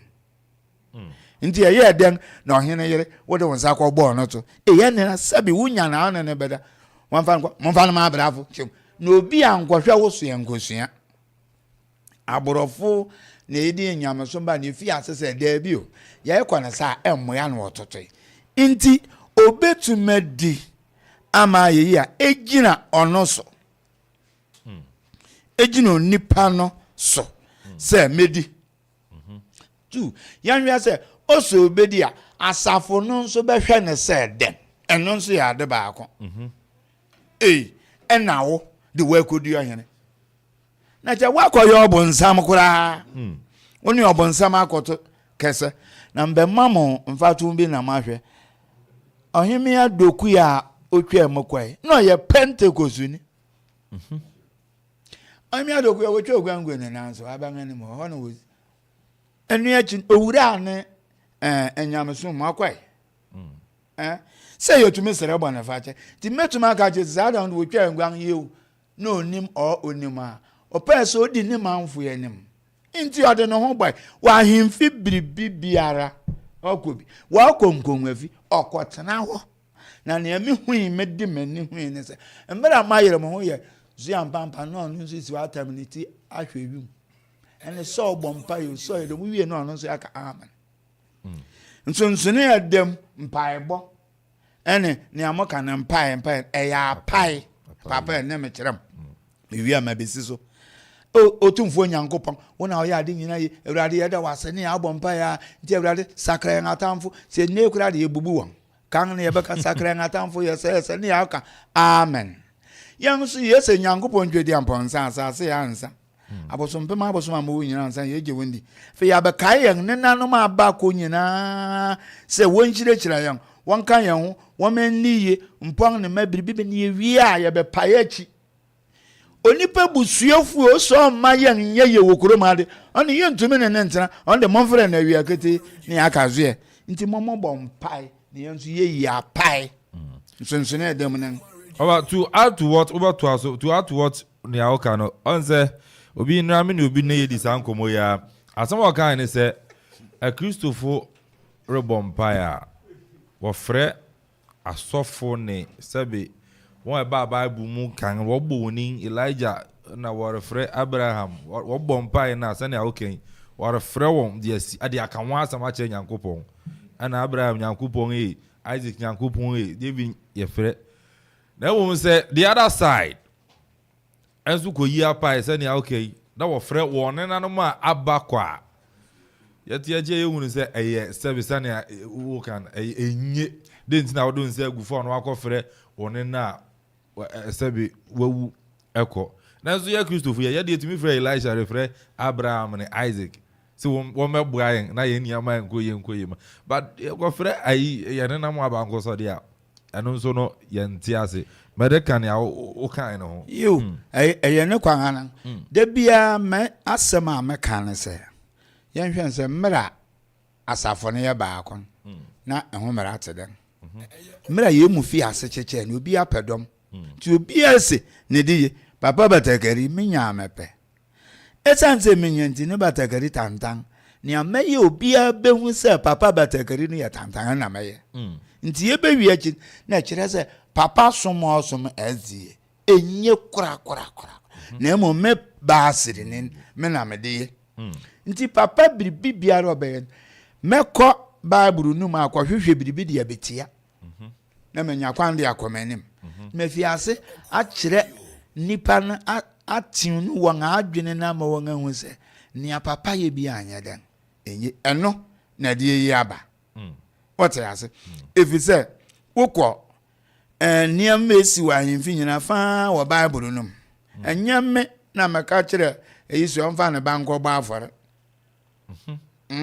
odu wan ka se buruburu o sedan ontwen benkum sedan o ogwan eya ahimfi anka wa agbomusu ye benya sofo ye besore gina debi asafo ye besore gina bekese eye musu bata otiase nia ha oye nyina ne wo obedi ade oni ade nyina mu na se asafo ye nkonkwohwe ne ye kasa ye gina chi ne ye bu nipa no ye yinten o ye bu aten if you say urem me count emra akurufi fufi asese efere wonne ayinfinero to kese ye koban ansa na ohun se o niama ni bi kra formalities ye be ne se ye ne se ne yi na nkasa de ye sima bie ngade bi macho What's a massy? See, maybe an adibi. Inti mekana say. Say, ne, oh, you so be the other. Your team being say, Methodist in one way, so be the other. The boy. The boy so be the other. From Subian, Papa said, no, be the other, from Subian, Papa Abba. I didn't know dynamic. Papa Abba. No one was a sabo, some same, where I better not answer Debbie. I did, or bosom with Debbia. Now Debbie sent you one. Now Debbie sent you one. Mofudo Grand via grants will never be. Papa no better or quanquay, ever fast or near better also. Okay, young Quacanjan announced when enemy I wonder. Now Debbie sent Gambia. She said, the young farm, I went to the young who gang at the best. If you know, grab among or bosom be ya. Near Gusuko, baby, I can near cannot to baby. What's a matter now? So the boom, so called Clena and Yajuma. And no, not yet, where the young and Yasha. Well, the me met some American say, obey to me, Eddie. So him ya do queer bedi. Dia, Copamero, din, when you are me. Over 50 years. Now, ya my friend, no quay. Now, near Eddie, how our ban, Namugusu can say. In sorry na bedoso into your sha or condemn na when you nipan no de na ko we wiensu ya obesa na baby or condemn na obeje omo ya abese nananom momo yam momo yam nti o kristoni mo de mapa aka mapa say me work as o kristoni mapa ni nti am mfa mapa aka papa men ha o you Christian, my pano and Jiro moon enemy. Then the yen a bema well who say, Papa, you Christian, mappa. What's the matter? Then the yen a bema who say, Papa, you Christian, mappa. Oh, you be behaving in a Marco no dinner, way in any art in January, can be a chamber. Oh, Marco did you, Papa or Mam. One farm up and I'm a Christian who could assassin if you were. Intimate candy basis, so say. Well, a yard dear. Obe to medi. Aye then, ama ye. No mum near who say me baby to say Akropong ha. Basse missionaries in every band. If you said one boy young, or condemn young near maybe. Send a bell to my penetrate. A wood a young moo. What's a master? Now there be a make us and nana no so no won't sunny. Into uko. Now she send and nana no young adia sap pep. Na President Amanfo young adi. Once you chain won't be if you ever if you are dear President for Yanza, when you won't go with when you are pine or bomb pine or yet Sanya who can you be within the garden a bin. Intimate can't so say. O Christo ni ma pass and Amakan, bet to me the other, no more gino no, ni believe in us. Over, era say, about maybe say, mean, in can Addi in na. Okay. But the master bisana to us. As a genuine Christian, saved and washed in the blood of Jesus Christ, there is no problem in accepting to be a king if your people come for you. What the problem is in accepting to engage in the fetish, stroke ungodly things. If I am appointed by my people today and God permits me to go, I will accept, but it must be on the condition of my faith in Jesus Christ. I will let them know that any fetish and ungodly thing will not be carried under my watch. If they accept, we continue.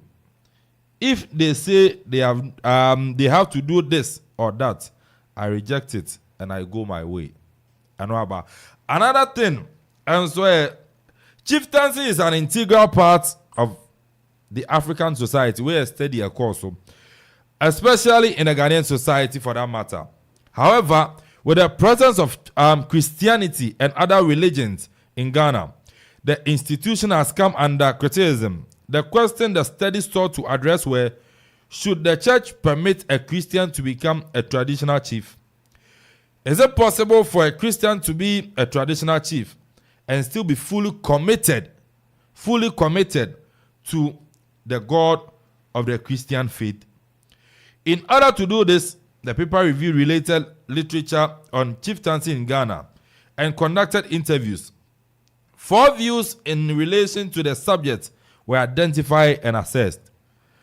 And the paper found that it is practically impossible for a Christian to become a traditional chief and still be committed to the Christian doctrine and faith because of the traditional religious customs, values, and practices that are interwoven with the institution. Most of these religious customs and values practices are incompatible to the Christian faith and practices. So Baba ni nyina nko si say send ya kan amane ni amma memfa amane ne nkan because of other people eating.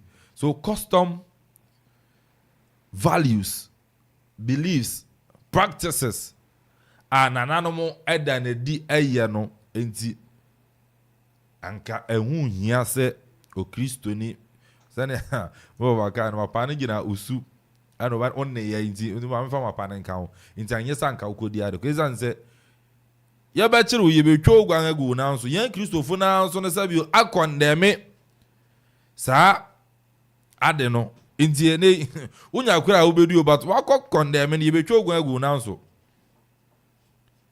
ya de snap be gu na ase ye be frɛ nananom wo wanim yan so yan belief no as Christians no enso no en support sa ne ama enti ehun hia se anka ba akodi with this study one one be adwene. All right, but I say so it's talking about custom, good, values and practices. Good.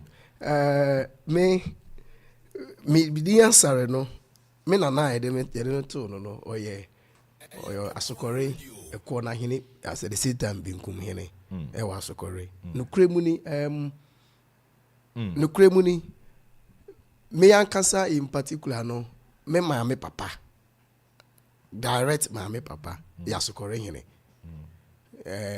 wakaba bi de nti the next you know hwa success and other so dey ade nti me kan say me akra no say me fra him feel but just what you say once upon a time be say me na no say na ayi mo kwa sori ono so ye presby mo kwa sori na mo san ati ahim feel no say ada ahim feel be ba na ekoto obusu manim o kan no jovia ma ye de sere akra on say pani busia pani me fa no sa enya adaje chechire mu ade ni nyina is about education. Education. You see obi ni ma obi kire. So right ordinances to say tradition ne customs ne ho ahwa nyina no wo asode ni mu no ye the same ordinances and right ye on say Moses any Joshua onyame appoint ye no ye inauguration ma ho. But when it got to David, Saul, Solomon, Yamema, Samuel, Srawon, ye see one so for Ahenia, was Srawon. It always said there had been a change in right and ordinance. So what you say? Ubi ye the ensegun so inaugratino. You can't say ordination. But what you say? Ubi ye anointing, you share until every bian in Yame, a permit ma a coso. Bra opese usi hene. And now we join chane that right meaning the name of a young term of the man but then see can join cha see children go of our the term so they can anointing so they can ordination or term will be ma nti be instrument to gwan egu ahene bi na so worry ya pa ya na so worry gun more term will be another any term ya you twa gwangu na so kire se no why then waba be diade okay asa yegusu ko yegusu ntimi nwura num to de yanko edu amachire senia wo ntino now no yes no and what is happening in the ordination in fact ordination asore no use the ordination part it means you use the anointing part oh me problem ni nyina ye a Christopher enti ase you can't be synchronizing Old Testament and New Testament. That had been the problem. So the Old Testament in Afra. Yeah, Old Testament and New Testament and so what you say? Because yes, you are Babiwu, and those ceremonial laws are also Isaac and Abraham day. At a point in time, you were near a sanctuary service.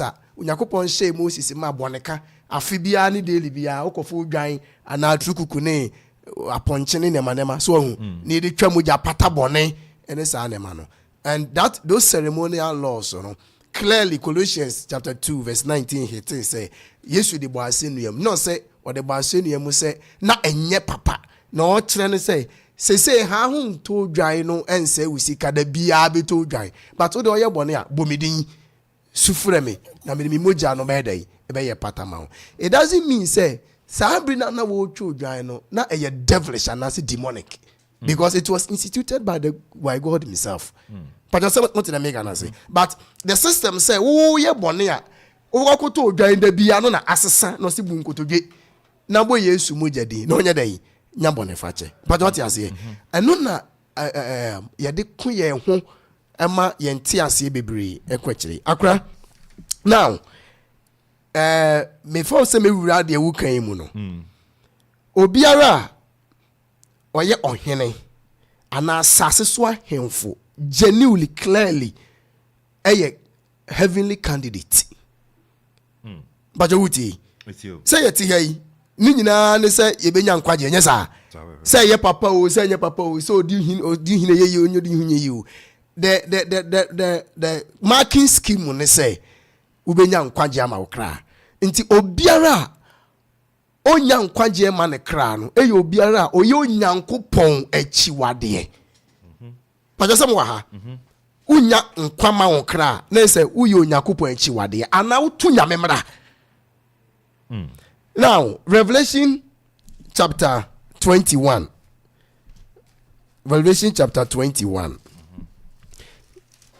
yentwa de verse 24 to 25. Revelation chapter 21, verse 24 to 25. Or say, and the nations of those who are now the glory of the New Jerusalem. As I say, for no, I ever call or so I could 1,000 years a cheer, baby New Jerusalem, Bebano.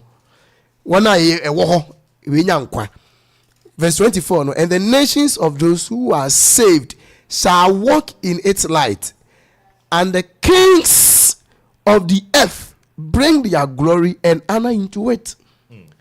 Its gates shall not be shut at all by day. There shall be no night there. New Jerusalem after ye be kwa 1,000 years or so nyamba be siesia ma atrenefo a boni nim like Eden no or say him for ka ho the kings of the earth will bring their glory. Asase so hemfo. Excuse me. Edwa no nyambeko. Beko hobi. It means to say enkwaje ankasa itself. Ahemfo ye part. And I won kokeke. What they want no nyamu a onya wasase so no beko hobi. Now this exposition akrati you. Asase for hemfo do no nyam beko dia. And na him for Kasa crown na heaven or a candidate. Revelation chapter 22 verse 14. Me kind from the New King James Version. Yenti o heaven na ebeko any New Jerusalem no one a candidate. Or say, blessed are those who do his commandments, that they may have the right to the tree of life, and may enter through the gate into the city. In Shani wana within him ransom so. One will be young kwanje era. Na just say ahemfo ni ahema fo mudo manu nya beko heaven omudi nya memra so right enye nya memra ya na 1 and 2 say enye nya mefufuru bi enye ohuni did you look at the exposition? Yes. Say nyame ahemfo ya Revelation di kan say ombeko omudo manu onyam ebeko no requirement ne ye one a odi nya memra so. Enti ye wa himfu bi omu asase so himfu omu ma no nyam beko a omu obe onyamemra eno onyamemra no so 1 and 2 no so talks about abosonsom. Is that not it? It means to say ye wo ahimfu a they did not glue to abosonsom. On say openi the boy, right? Yeah. Omano typical example say ye abosun sum asem na ye kan dia then it is not. because in the Bible akaseti ya abosonsom. Like ni say ahinsem ni abonsomsem meaning say wafawa obechire but difference wo mu dia but as the one men kan say nantu bomanesa. From where I stand, the fact is say clear or Bible mu say asase so fo ahemfo. Now you asase so ahemfo be nya kwan akọ heaven no means there are distinctive lines. Yeah. Say ye no can say one asase so ahemfo a one frabo son in a way. Almost say obi o kasa na person ma adjectives and adverbs and stuff. But in a general terms, asase so ahemfo be the omanu nyame kwa kwachi unyame. So what you say? And currently, say asase so ahemfo ho. Ya adwene say okotok to busumanim. And if the Bible is saying say some of them will go to heaven there. And you not for no. Only 10 commandments, any problem. No, this is Bible speaking. But what did I make an answer? Yeah. Enti sa utiem penifo nkomo no a. Say ye ba bechi obi ohene. Ma me fa me ho example. Ye ba bechi me se me ye ohene. Na mibusa mpenifo a wa ben akwadare ahensie ne ho nema. Na wo ka kire me say krache ahia na wo kwa akodi no ye do kwatra bosomso. But what did I make an answer? Because some one china me na me kwa akoye na udi mi ko wi a met me si court. Oni me yagene sa. O se me be di hene. And me busa say what are the ingredients? What does it entail? Na wo da me say oh ya busumunim wan hwanim wenye say na me ba na me be pie so a metimi si court man yi. But me say ma adwene mu da ho me busa say e dey na entail ye be me dey. Ye be say we ase enie. Ye be say we ase enie. Ye be say we ase enie. Se me hwe ni nyina mu na me hunu say nhyehyeye no has nothing to do and I say doesn't go against commandment number 1, commandment number 2. Many problem because you are him for be on the heaven. So to me, I'll fall under that category. It also say omotwe agency say kurobi anansa okonfo bi ana busum bi wo kuro ni nyina akodi busum yachi na ye che wo hene a you have the power say sad and you destroy it gradually and no you educate them. No man hunu say ade we mom ye fan kan ye ho ye ntwum ye ne say gradually ye free wo bigiri say count it na ne ma hu bebre wo wa hu chen kane but ene ma bebre wo ye nim ne kane na kind history book ma enkoso. So what you say? I didn't because of send a year synchronizing Christosum Bible and a him ye who send in a Okay. About Krema, me now what professor or clarify Niama Bako Airbnb. We are not banana or not maybe sir nana question way. But I don't know say of so every to me the Biakan or if you want some more can say any Christopher person will dear the dear and na young man and your mamma any be or a be or her anka yin film nanka entumi ma kwan ema Christopher anka wonyaya we be dear then entumi emedi ono won ya adwene na of our own some abesa clarify na fair no so e kan ma me na me kwana na wo ma me mra wo asem no so ntamana say mi kasa wa mekanse watetew won fi ase the answer no be the aden tim otifie won so nti onim nea ekoso nti obehu ne eye ene nea enye obehu ne eye ne nea enye nti se watetew me afi ho na me hu sa hey kan na wo ye na need emmoya nipa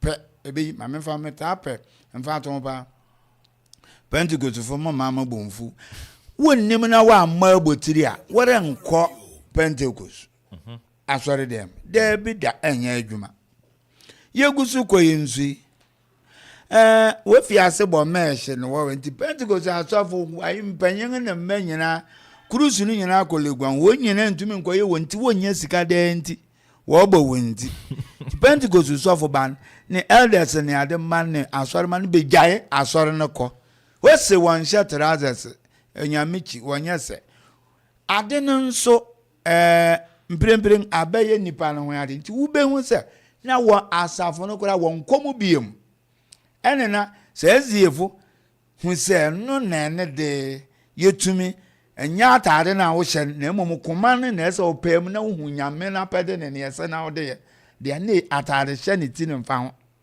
eno ka ho bi na mprempren wo begye tum se efe de wo ma ho kwan pato what am I saying ti me kan de besusu se ansa na obekwa akofura gua no na wunim ne ewo nyina onyene bia so wo ho kwan se eyi de ye be yi afi wo eyi de ye de beka ho eyi ye be yi afi wo eyi ye de beka ho na men ka asam cho na adan kwa ase ade adan kwa onya ne ba bi ko oba mfiase na odwede fi de bia komfo bekom yema ho kwa ma okom ye kwa hwe bi yangani gye ho ye kwa hwe bo boy yensa eno kan bi na me se mi fiase se mekwa na medue mu asukwa na meko ne wo ya nkasa ne yakum ye kwa ne ye hu kaka se du baabi na wo fiase hye nkomtoro nti pam no twa no efi na rekwa ba wo meyi mafim what am I say meyi mafim biom kan na ye kwasi dai ni wodi akwasi dai bayin tena ase ye biribia battle missionaries ni wo ba ni wo hu sa dong ni nipa na nte won som na aso nti wo nyina bekwa ahemfi ni won akutie nu ohene ka nti wo gbodo an obi anko saa mere no won asi asori dan toturo president asori dan esi ene won aka so green ni ade tawa na esi won no na eye brass won tumbole che na su yesu na eye brass nti se wo poso na esi wa ewara pa nti wo poso na hu asori dan well nso no obi ankom because if you say eno wokotie akwasidan no asem eno mu na base missionaries ni besere se no wonu ohene no tokese ti wo bese akora adan no ntumi mu na mo mfa anko uguda amaye microphone ha na kasa guma na yanso ye nyabere na yanso ye ne nipa no so ensom nti ase bai ma ye adwuma ye opia fi kwasida de ba okudai what am I say papa ni amede che obi em na maka ne say the whole Ghana asori dan biare ni hwa asipim onyene tena so sim ka Akropong Christ Church wa sheda bo won a sheda bo bia ya ohene ba sorry a otena wo well nti ni aya kan say onipa yi wobetete onefi so wotete onefi ho a onim ne yeye ne yenye obetwa gwan agu na se da bia na mekete me nya anan na me dia de otwa gwan na wetwa nka me fanse moja na hwe agu me na se ma adwene da me timu no ne me nyankopon ona me no ye den edi nkita ho ti me nhwe ne awo ka no me I will make me bomodin se ne amaye bia ne senne Bible ne ne Awurade naka sa ade biara me ya se biara me ka se mi bisa se eye Kristo ne fa na wotemase nti obetumadi edi ama ho atew mere ba abosom sam ne wo fende yen amane enu na mekoso kan se over to us but mami be phone lines na time nti na yedi nkomo no nya na obi freba yatumi afano 0551 667755 0551 667755 0270 191 971 0270 and senior last week yes no yehwe ya Christopher see bituma diade amano ayeye anase ntumi yeye amane a ekoso ewo ahinni mu no yade toto yensom se Christopher don a ebeyi na etumi aboa amaya kodi ade yana the boy awa ha sanso na yewa saminfum awa ave pastor ɛyɛ asare achiampon ɔno ɛwɔ SDA asafoni mu ɛwɔ Abriu ɔno ana yɛ panyin pa na sɔfopɔn ɛwɔ hɔ ana na no day ɛnso no ɛwɔ ha mamemfa kwala yi na ewia yɛmɛto aso ɛwɔ ha hello good morning. Good morning. Pacho dini baby Afrifi. Me bacho ya femen Kweku. Kweku mbajo kasafi. Me Akuffo. Okay, anope me yenti. O peni na ochire amamle ni nyama nyama mu aya de papa. Na ade ya hamra ka Kristo fun se. Ade no Bible nu kwa na se obi yesisi a ocha boso nsa. Wana ya boso na osum kwa pa yesu nyama yesu nsen. Pese papa ne kire. Omo a wo so mu ye Kristo. Me se me se worship. Word worship na osum no.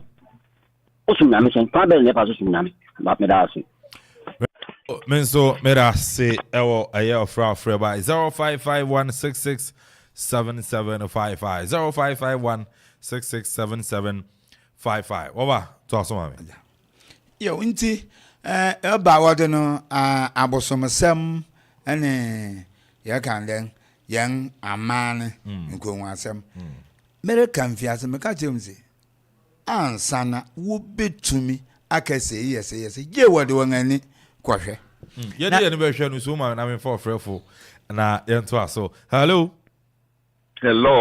good morning bacho dini baby afrefi e bacho me dini so west because of Akropong so west anope maintio oh yo me de kan wichia wa begwafo ni nyina na kakra me pese me kan say woyɛ ɔhene wɔ asase so a wo sɔfo obetumi edi hene wɔ asase so ebi sɛ we Kristo nkasa ntia ahensɛm wɔ baabi a wohwɛ Bible mu a yɛwɔ ahemfo bebree a wɔde din wɔkyerɛ kronkron mu ɛna efe Kristo som na kasa yɛsom no wɔn sɛ yɛsom no honhom ɛnokware mu ɛnyɛ gidigidi asɛm nti wɔatwa mmogya agu na wɔsɛ koma ɛtew mu no eje Kristo de se okra ne wade nkwa me sure se obetumi de hene watumi aso Kristo the same time akra me kan me damase enso era se so ese ofre by over to aso yo nti ni America kire on se ade no tebia ni nyina akoye se wo ba yen akuapem a ye ba ne ye beto amankuro wa wo kura wa ngaboso ne ye ba ne ye be kan fry what about ne be hyehya ahini ne ebedi nti wo ba yan ha ebi kura won agua eyesuman ade ba ko a eseso yete ase ye wa abosom ne ye wo suman ye wa abosom ne ye wo suman suman no ni esiwa me de me wira ache me kom kama se me kasa meko okay wo abosom no hye me mra what am I say? Over. Mamemfa ofrefo yi. Hello. Hello. Good morning. Good morning. Vacho dini baby afrefi. Wo femi Kweku, efrefi Abriu. Abriu yeboko anope. Nyame ado. Bacho mayentio. Yo, okay. Me pacho we read the Bible a. On say ya hin semo ha no. Abosom som kan. Now, me pese me di say yemfa ne say woko ana wodi afasha. Obehwe oyi kutansa ogina obubi ani mu atwa moja guso wohwiensa guso ne ade da we read the Bible o say in speech and in deeds or say do it in the name of Jesus Christ. Now so we read the 2 Corinthians that's 6:15 asana na kan o say what accord has Christ with Belial? Or what portion does a believer share with an unbeliever? What agreement has the temple of God with idols? Enti sawuyo Kristo ni mapa sani awokan no na sawuse ubedi ahindi wo yen kurom ha na ye memu ha in fact eto chimakakara enti na mekane yanso yada se ene wadwen kire Kweku Abriu ano so ne over to aso yo nti ye sunsuman na sun abosom nsunsuni wom obi betuma akọ wachichiri bidibe kitu ebi dufa bi eye ne suman oje hono de ne gidi akoyede akọhye na ade ese ye huni nyanse ye hu so obosom de oni ni wan ye no huni bi otonto ne de obi enu obosom na suman no wo ye den na hu obi hu mfa wani hu nti mpempi no eno eyira ena efe kan no papa mbaka wokọ Bible ma obi Akuffo no wura ntamadan mu na okọbọ mpa na oba ene na abetre ne ebenyama asofo ne yeda so kura won a ehwe yensuman ne won ade ne so yansa misanhwe se ne ohwe so okonden ono de gidi na wura nim na odi di se adwuma me ma mfatu bi na nadokuya watwam ko nadokuya di dwuma bebre wokuapem mu ha na no kware ne Nyankopon anim ne daba akua mani gye mmra woyi mpa ya won ani abre dokuya nso si na ani abre no nso hwe ne tons obi anso nkoka njire dokuya se jai otemase aba otim nti ne akoso ni nyina wo mu ne ye wo wugidi ani nti na mesanka se papa bedi ade ejina ono den so na emum ye kaso Kristo ni ma pasa na mkan bedi ade wo ho kwan saa bosom sam ne ye wa no emum suman bi ye ni wa ne obosom tumi na ntabo debi wananto obi a wono kwan nti nkonwa sam a ye di hina nkonwa wo mu no na mo won kwan na obosom wo ofi obosom so won ko ofi biara wo kuro obosom na wo wa konwa aida se me femborofu yaka se obosom ne be wo twitiri na egwa na da Akropong se mema mfatwa gemfi wa gemfi ase adan wo ma oduro Akuffi wo ba bia won egwa wo adan wo ma ofenden na na kurunti hinifi debi ewo gemfi ase won timi ntena mum won tena mum efise wo kwa abosom sem mokura ni ya meka kire uzi chenku wonu yochi akonodi wonu yochi nti wan ba nu ne nkom kunkom wonu yochi ola wonu yochi afewuru wonu yochi tigare wonu yochi nti wan nanti se obehwa akom ya o so obusum ya ba na wakwasesa ne ho wa fa ade foforo na kire wo obusum ko ya ba obeba no wode ubehu nsa wajen onse obusum bi beba wunyusu hina bu bebi uyusu kasa prekon keke na wo de adidwuma obusum foforo besi nti we momu na mum yanga Kristofo no ye pese ye kodi ade ye pese ye tie won ye di kan abo won aguse sabi aduasa wonim ne awoye wonim nyansa nti ansa ne beba wura wo mun ayeden nti na akoye se unya koye pe no aye obusofo asa ade ne ya to ho mpinzi wo ko thank you aya asem tietia we ko hu obia na wa ya no kwasam pe ne abo ne feri wo pen ti wo hu ne na akwaka kire nse comfort I love you na feri anwen wa nti ne yatene se ye betuma gyae sampeto ne se mihu se ensore na fiase retwu ben ahemfo no sesa wonen kakra efsa ahemfo nkuma na woni agwan nyina wa asafo no ma won afiase sisi won asafo no nka hwe nti wogusu kwa ebi be fi ma kodi ohempon nti enum ne ehu se na nana wa didi anke pepa na okwa na mofa so konsori mo okwa ben so na mbefa ebeja esa ye oh okay ene na sese ye de so ya me ya na ebesi won se emfansi meri makon yemfansi meri makon ekwa ahwe nsi pani ye dikanga eyi ofan bia ebo nipa ni hu afiwa ne akọ foforo so ne atase na emom kopom bra nsori ni bejae wa friend enimti ebune wakanden yi champeto no esa sori bi obeba opese onya dombian won nsori ni mukura wa kondem won wo twa won ho mpoya nti ema wankasa ankoso na menne omen ni mofon baba ni ameka no kwaro 19 mama ayibi 1974 debi 94 Samana Mandela market ni wo Akropong Mandela efe ni wata sama asore na kakra kamensi asore bi bejina mmodi wo yawo nsore e wo kurom ha nyina including Presbyterian fo ye kwa ne kopam wo se won so fi Presbyterian fo asase because of that say why then wo penipa nti se asafo no jae saade ni obo wura mu a ebeboya ete se shinapo na mpa shinapo na nya Ghana oburoni no ye yo Ye Mrs. if you be bang on buy. Bible the ban. May you sure say neck. I will say steamer what a buy. One word if you know what a buy. I'm for friend we never to us. So hello. Hello. Good morning, Bajo. Did baby Afrifi? You Bajo me fifty from what friend Benny. Benny, I don't pay me into you. You, Madam. That young Adam never on us. This is true, and it a pattern. I hear for no. You, what to me? I pass my you. And yes, how you I hear for no. A tick a clear dim where we're to. And yes, I hear on any piano where we're to. And they say, when you are going to.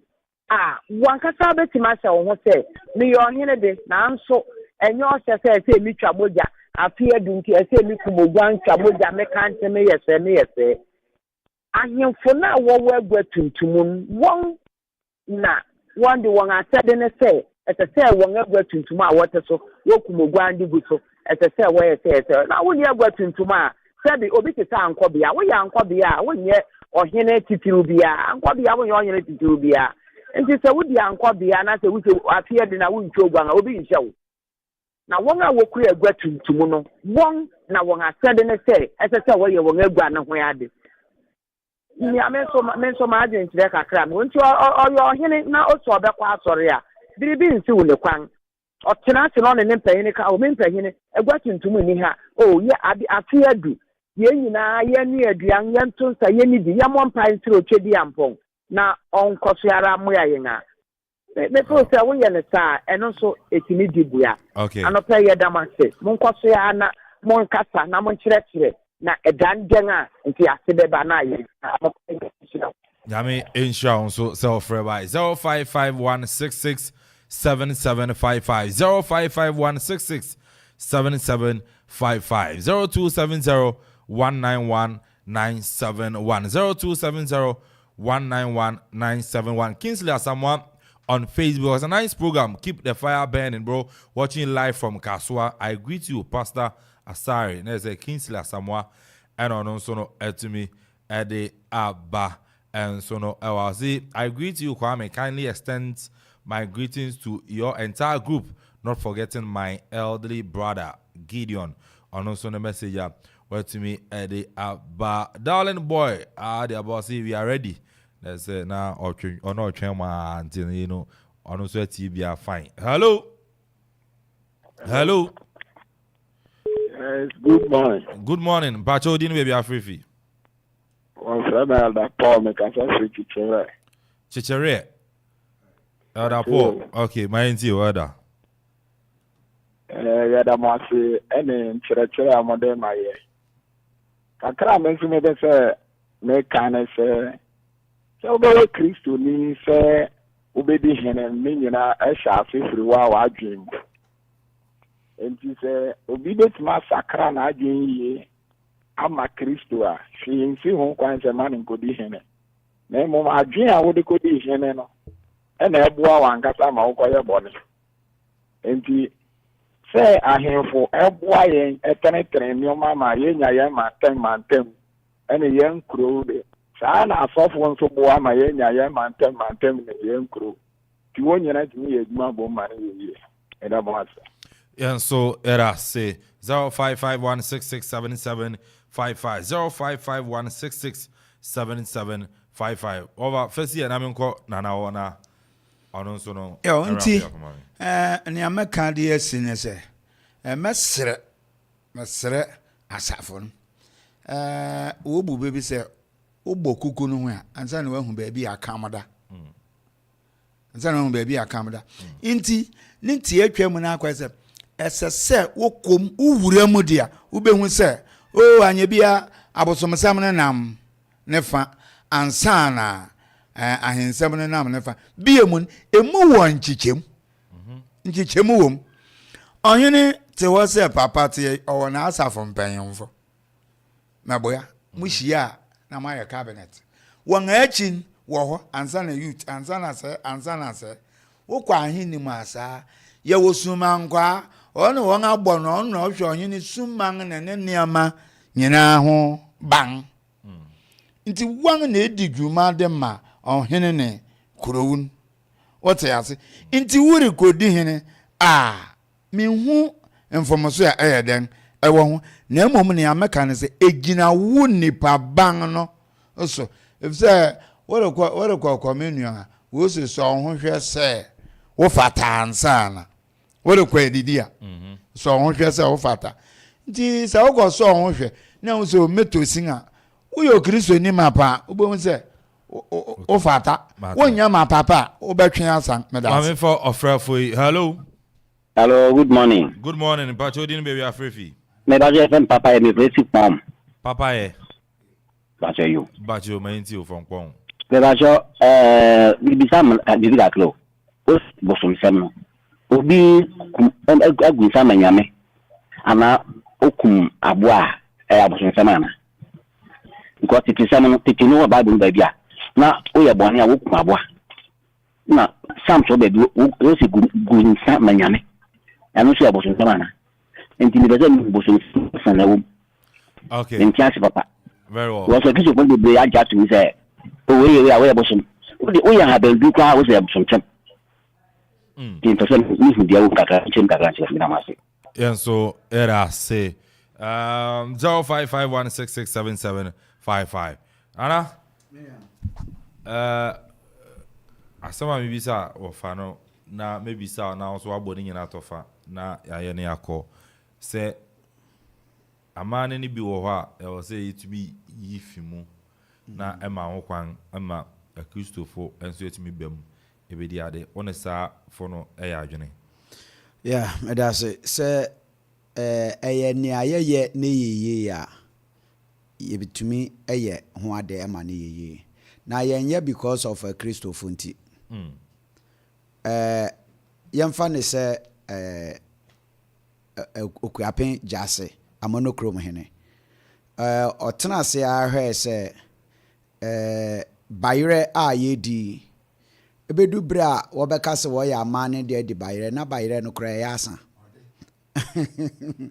ode yo na eyasa enti ohwedin no ye se no obe sere na empehene agye atom na eba ne manfo na atumi adidi na wana wo ben konwa na wo ye amane ne de watwen bre a na nanom de to ho no truly ordinable gwan ebegina ho eye amane sret se na ye papa start kan no edu ba bi ne ye sre ne ya ne ya sre osre na ne eba oman no etimi di edidi because who say no come de ne manfo yes ano bibia nse ye edu baby emfa nse latte mikrom edu baby na na sedu okọ ababi okatamansura o hwe se bre a yemfa ndi dokro na se bre duan ne ade no bre no edu ho nso a na ahoho bebre nso okrom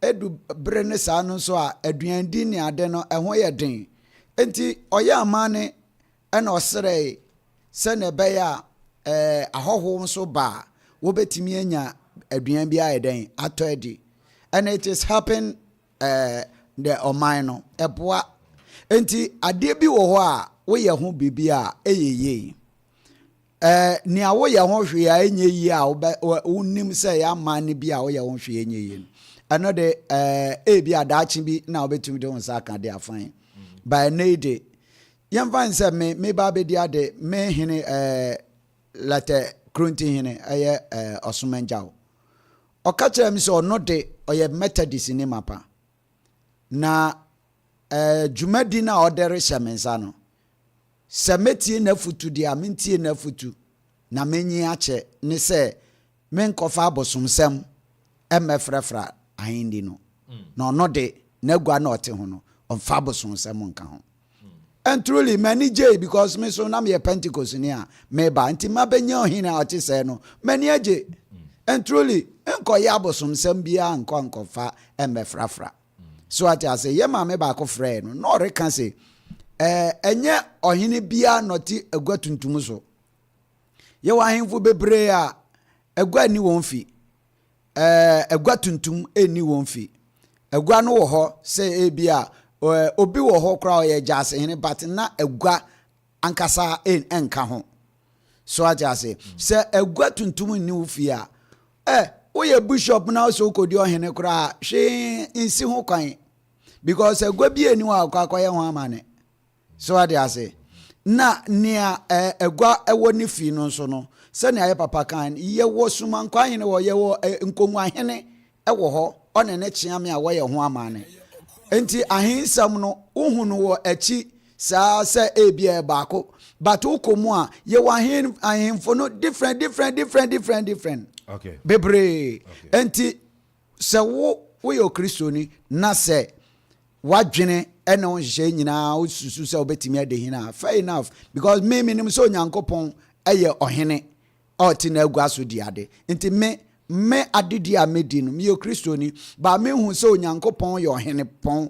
enti se ne me hu sebe me hene okuape hene a medi obu ni nidi ema no saa kwan no so na mefa na mede som me nyankopon nse saa nidi ni obu na physically me hia me hene a mede mano no saa obu no ene edinde me hu se onyankopon ye ohene pon enti mede saa adwene mentality no ene di me hene enti me ni ho how say obi yo kristoni no ba be di hene very well I know na no day and so I don't know the man 2 minutes na empo young call our last one obai from Pon Asimo Bisa about a year say Bible no ugunsa obezo say bone and I think say achirechiri mu madam say anti asma Jacob baby na ofiba no ntina ne oya no unse meka say nyame ofrewa it takes time na what to many number in line esi menye beto oboto no boase kakra no wasisi okama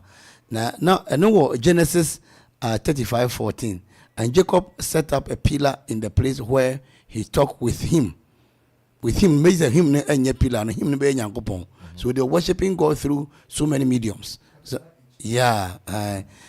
even on the stone and he poured a drink offering be libation thereon and he poured oil ogun sane no osan anoint ejire migiri se ayade na oyen kakra kopem se onyankopon kasa sakra se Jacob kro ye oni ni nua yeso otisi ni nua eju ase nyankopon ka jete malaki ho no say Jacob have I loved obi oyokronfo onyankopon so penasem enti no so nche obi nko gina so mfa nko di bone kwa me na o kan sim bi se nkrofo bi se committed in which way committed you know say omunti tight omunti offering na the only idea committed for Christians and say we will pay our tithe and do the diligent thing and one come here last year Solomon temple was built by Solomon amwa so for no call excursion kenya mesomunya is the only temple Julia kwame akakitu ebi but ebisade bi obe kwakwa hu bi Yankopon ye ma ebisade bia including Nana Dankwa Akuffo ado oko Solomon temple de na ebisade kwa hye won be se me di Ghana hene and people were laughing at him. I feel you be do obedi ade awie no wasan soma asofo wo ko Solomon temple ko bo mpaye wo me say last year Methodist for me yamfa man ko because me say me kwa buru kira me mabi o omo ko bo mpaye wo anka ade a sebe ohene asidie ena enya asofo ko eden ho yeah wo man wo ho an Solomon ewi asoda no o si onyankopon ohini no onso nyankopon obi biara ode ne hawo di na mane ebe wura asoda yi mu awurade tie ne da Queen of Sheba wuye ho no sore ye Queen of Sheba owuye da ne bi bubo no Solomon peya no de ne ko asoda anim ohima no sore ye enti kwa me obetumi a Kristo ne wo de mfa mapa ne nka ho se ne me twiti chaka no minim description of mapa no komede me fie eti ka Christopher mapana nka me nyandu kwa for standard kurae okay ana nyame dom kakra kreti kwa me one nyame kan nyina ne say Solomon temple was built by a king Nyankopon anwiri Amfengu and for the 2 points bi na kwa mawie na ye kwa ne sa afia na abraha one Bible say ohini bia akoma eda Nyankopon nsem ohini bia so ote akonwa tuntum so ote akonwa fitaa so ohini bia koma ade Nyankopon nsem te se ensu ba bia ope no ana ochim ana wode kwa me no ka asem bi se marika ka che aka meka ebi o say the most confused religion in the whole world is Christianity. Tio no yaka kire mo say mono mama nkonsa manfre bone ba so for ntimi kosunsum wiase men nkonsa manfre obi wu a say meti na ebi asabio mawu na mabusuafo say omo nti ase enti omo konsa manfre asofo no say enye na mama de omo timi kosunsum wo wiase ba bro say obi nko ho no mo nsa maaye agi ni onyankopon fi nyankopon pe ebaye no enti commit yeah what to me frɛ sunsun ebisa na sam say wa sorry dem wo say don't see if you akwawu na waba oni ba fo na ba no nko asem o obetumi ya de Christo Kwanso yemfensi na enko mema papa 1 minute na New Yorker the final words na yako papa ni de metumrika on say beginning nyina no mepese eti40 asese de discuss no enye abosonso David utie collect no de discuss no ye ahini ohene Bible no a ekura ye no a ono ye guide ye no Bible no kasa against abosonso ta Bible no kasa against abosonso no me promote ahini o ma no kasa ma clear say ahini eyade onu nyame nani ku ho a ahemfo kura no medical kasa wo bekọ hemfa ahemfo de onu nyame bekọ osoro ena wakasa tia abosonsom enti de discuss enye enti se uyo kristoni ne ye kasa bes sombosom ye invite wa kwa himfie wadwuma no nye ahenie se ukoye ohene ba wahini wadwuma no se ukọ akoye bosom niam de a that one is out. But so ye Christoni ni yese ukodi ohene a Bible no nkasa ntiae. But so what you say? Eno na nchechire mu we me yate ase say. Me ye ohene na me betra konwa no so a mitimi de mahini ne mihini tumi no yibusunsam nyina afri ba bia. Because Bible even talks against abononso. Enti no bibi nsimi ho kwan se mitimi ne ohene. Fa konwa no ma me wie. Me dia konwa no wie a bibi e busum bia okronim meyi ne ho. Minim ohene bia menye ne permission. Timintumi money din but yene ni nya nkitawudi na o share an experience my tia say onu kura no yede ni bedi akonwa no o yekodi o meko di akonwa no wo asore dem president asore dem mikaye bia mohu ohene ko ya anya no sabi ye twadwa agu obi na aso no asore dem no ma moderator na ehun ko ne fa ko man nikosi akonwa so including hene na nkasa ansa no ko so ya che na hene no mpacho so yo da so yo hene he chose to say me mama me na wo be me right no mo fa me ntra si ntwadwa enwu me so me be say moderator be ma so dem plus me hene woni ba ho so no wasi no hene wie without ugwantwa mpacho ti ase ene wo hene bi nso wa minim say won so ono kra de he talk to them plus say won say okay say me twadwa na mun twa nwu me na so mun twa nwu what ebuo bi o say whatever so nanim area honey one is accepted it dey ye on wakra ni nyina ye se me amikodu ohen mebusa say we ase ne say ogana wu twagu me na so no eye bosom Tanzania it's all about proper education and it say gana wu twagu me na so no ye bosom dey then me nya bosom ne ma so I no accept it pajot ya say but gana wu twagu me na so anya bosom dey then Bible doesn't talk against it very well.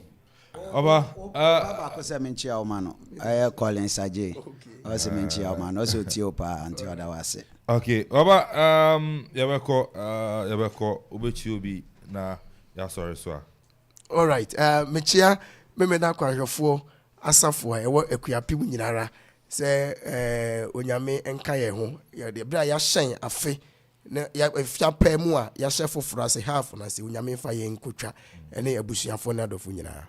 Erase ane papa Emmanuel Asari Achiampon and our tenant kano over me 30 seconds. Okay man, so 30 seconds I met you Akuapem. I said you could for to say this I met you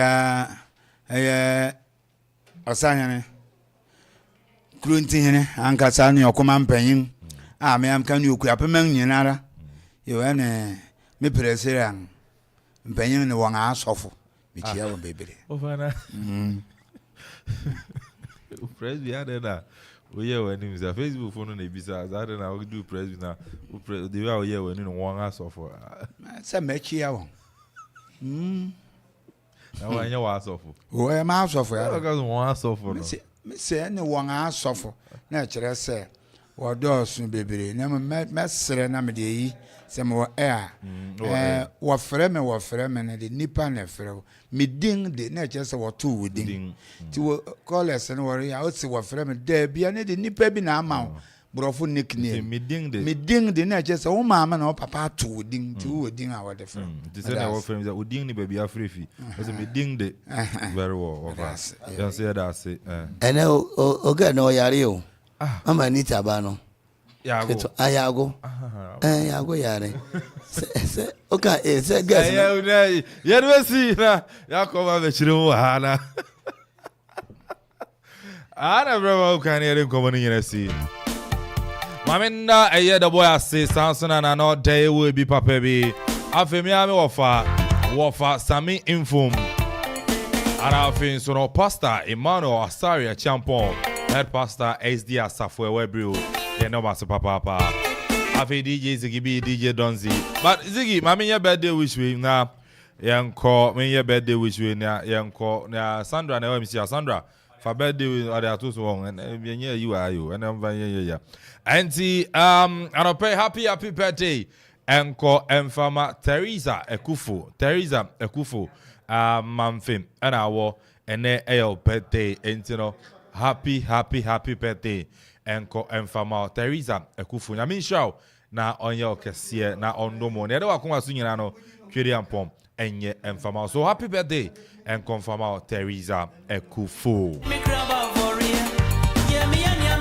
Amena came on see about Miss Chase party with BBs and so semen men cancha so you disposable there and I swear yemena na say Red Rum Liquor Ventures and so here I was saying now pay say you say drinks in your ice cubes no benya and a free Red Rum Liquor Ventures about some markets no one in house a year crop on one Red Rum a year Liquor Ventures Palm University College and so men na so university waba obian so echo ekosunya there if this hotel papa ewe Akuapem ha latte Akuapem and a David Junction and no one so I say I want to so much saying a man of pay the Okoman Kasa and straight to me at the buy executive producer Mr. Kwekubuachibuaten Nana Kofi Okoreajiman a producer papa afi u DJ Ziggy B DJ Donzi and Namasi ye papa MCRS Sandra and also no air boy Juma papa and tell me now man next time but you man Ziggy why are there papa say Sandra uche na Juma nso ohun kaka befa week we a china na the MCR Juma na say no next week about bi anchirin bi onu akagum Ziggy tumi ja man akagum na ekoye ni Miriana Kwame Amponsah Addi.